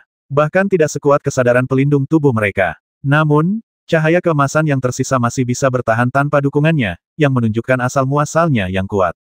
Wei Qilu, Fan He, dan Sang Tianliang sering mengunjungi tanah terlantar kuno. Mereka telah menyaksikan kengerian pikiran-pikiran ilahi kuno sejak lama, dan mereka hampir tidak dapat mempercayai persepsi mereka sendiri. Aku pergi dulu, kata Su Tang. Hati-hati, kata Wei Qilu. Tidak apa-apa, Su Tang tersenyum, lalu terbang dan bergegas menuju cahaya keemasan yang berputar-putar. Kesadaran ilahi pelindung Su Tang dan cahaya keemasan yang berputar-putar bertabrakan dengan keras, dan bola cahaya besar mengembun di sekitar tubuh Su Tang, seperti komet yang datang ke dunia. Saat berikutnya, Su Tang melewati cahaya keemasan, jatuh ke kedalaman Sanjiangkou, dan menghilang. Sepertinya, tidak terjadi apa-apa, kata Sang Tianliang. Boom, Su Tang tiba-tiba muncul dari pusaran cahaya keemasan, melayang di udara, melambai ke Wei Qilu, lalu berbalik dan menabrak. Ayo pergi, kata Wei Qilu. Wei Qilu dan yang lainnya juga bergegas masuk ke pusaran cahaya keemasan. Benar saja, kesadaran ilahi kuno di sini serapuh yang mereka rasakan. Dengan hampir tanpa usaha, beberapa orang bergegas menembus pusaran cahaya keemasan dan mendarat di Sanjiangkou. Energi spiritual di sini jauh lebih kaya daripada di luar. Su Tang melihat sekeliling sambil berbicara. Apa gunanya pemikiran suci kuno ini? Bahkan seorang guru besar pun mungkin tak mampu menghentikannya, kata Sang Tianliang dengan nada meremehkan. Tuan Sang, apakah menurutmu seorang kultivator tingkat master hebat bisa muncul di sini? Tanya Wei Qilu sambil tersenyum. Benar, Sang Tianliang juga tersenyum, lalu berkata, ayo pergi, sepertinya ada seseorang yang tinggal di sana. Ayo kita pergi dan lihat siapa yang bersembunyi di sini. Su Tang dan yang lainnya berjalan perlahan ke depan. Meskipun sikap Sang Tianliang tadi sangat arogan, seolah-olah dia sama sekali tidak menganggap serius orang-orang di sini, dia menjadi tenang ketika dia benar-benar mendekat. Alam suci melambangkan perjuangan yang tak terhitung jumlahnya dalam menghadapi ujian, badai, dan perjuangan. Mustahil bagi mereka yang bersikeras merasa paling hebat di dunia dan berjalan dengan kepala tegak di udara untuk bertahan hidup. Sebuah lapangan datar muncul di depan mereka, dan di belakangnya berdiri sebuah aula besar. Tidak ada seorang pun di sekitar. Mereka terus bergerak maju dan perlahan mendekati gerbang aula. Gerbang istana itu sangat megah, tingginya hampir 10 meter. Pengetuk pintu yang tergantung di atasnya cukup besar untuk mereka berempat menggantung dan berayun di atasnya. Setiap paku pintu hampir seukuran roda. Sang Tianliang melangkah maju beberapa langkah, mendekati pintu istana, lalu mengetuknya keras-keras sambil berseru, apakah ada orang di sana? Apakah ada orang di sana? Bang bang bang. Entah karena Sang Tianliang menggunakan tenaga terlalu besar atau karena bahan pintu istana itu khusus, tapi suara benturannya memekakkan telinga. Aku benci gerbang setinggi ini, rasanya seperti berubah menjadi semut, desah Sang Tianliang, lalu mengayunkan tangannya, dan beberapa sulur pun keluar dari tangannya dan melingkari gagang pintu. Kemudian, pintu istana yang megah itu perlahan terbuka. Sebuah ambang pintu muncul di hadapanku, tingginya sekitar 3 meter. Itu bukan lagi ambang pintu, melainkan tembok besar. Su Tang dan yang lainnya melompati ambang pintu, pandangan mereka tertuju pada aula, dan kemudian mereka berempat secara kolektif berubah menjadi patung. Mereka telah melihat lautan nyata, dan lautan jenis lainnya, seperti lautan manusia, lautan bunga, lautan serangga, dan seterusnya, tetapi tak seorang pun pernah melihat lautan yang dibentuk oleh senjata spiritual. Panjang dan lebar aula itu lebih dari 1000 meter. Tempat seluas itu sebenarnya dipenuhi dengan senjata spiritual, yang jumlahnya mungkin mencapai puluhan ribu. Semua senjata yang mereka sebutkan ada di sana, dan masih banyak lagi yang tidak pernah mereka kenali, menumpuk seperti sampah yang tidak diinginkan. Setelah beberapa lama, Sang Tianliang berkata dengan suara yang sulit, mungkinkah ini sarang Dewa Bintang? Bahkan jika kita membawa semua senjata spiritual dari 3 sekte utama kita ke sini, jumlahnya tetap tidak akan sebanyak di sini, Fan He berkata dengan bodoh. 660.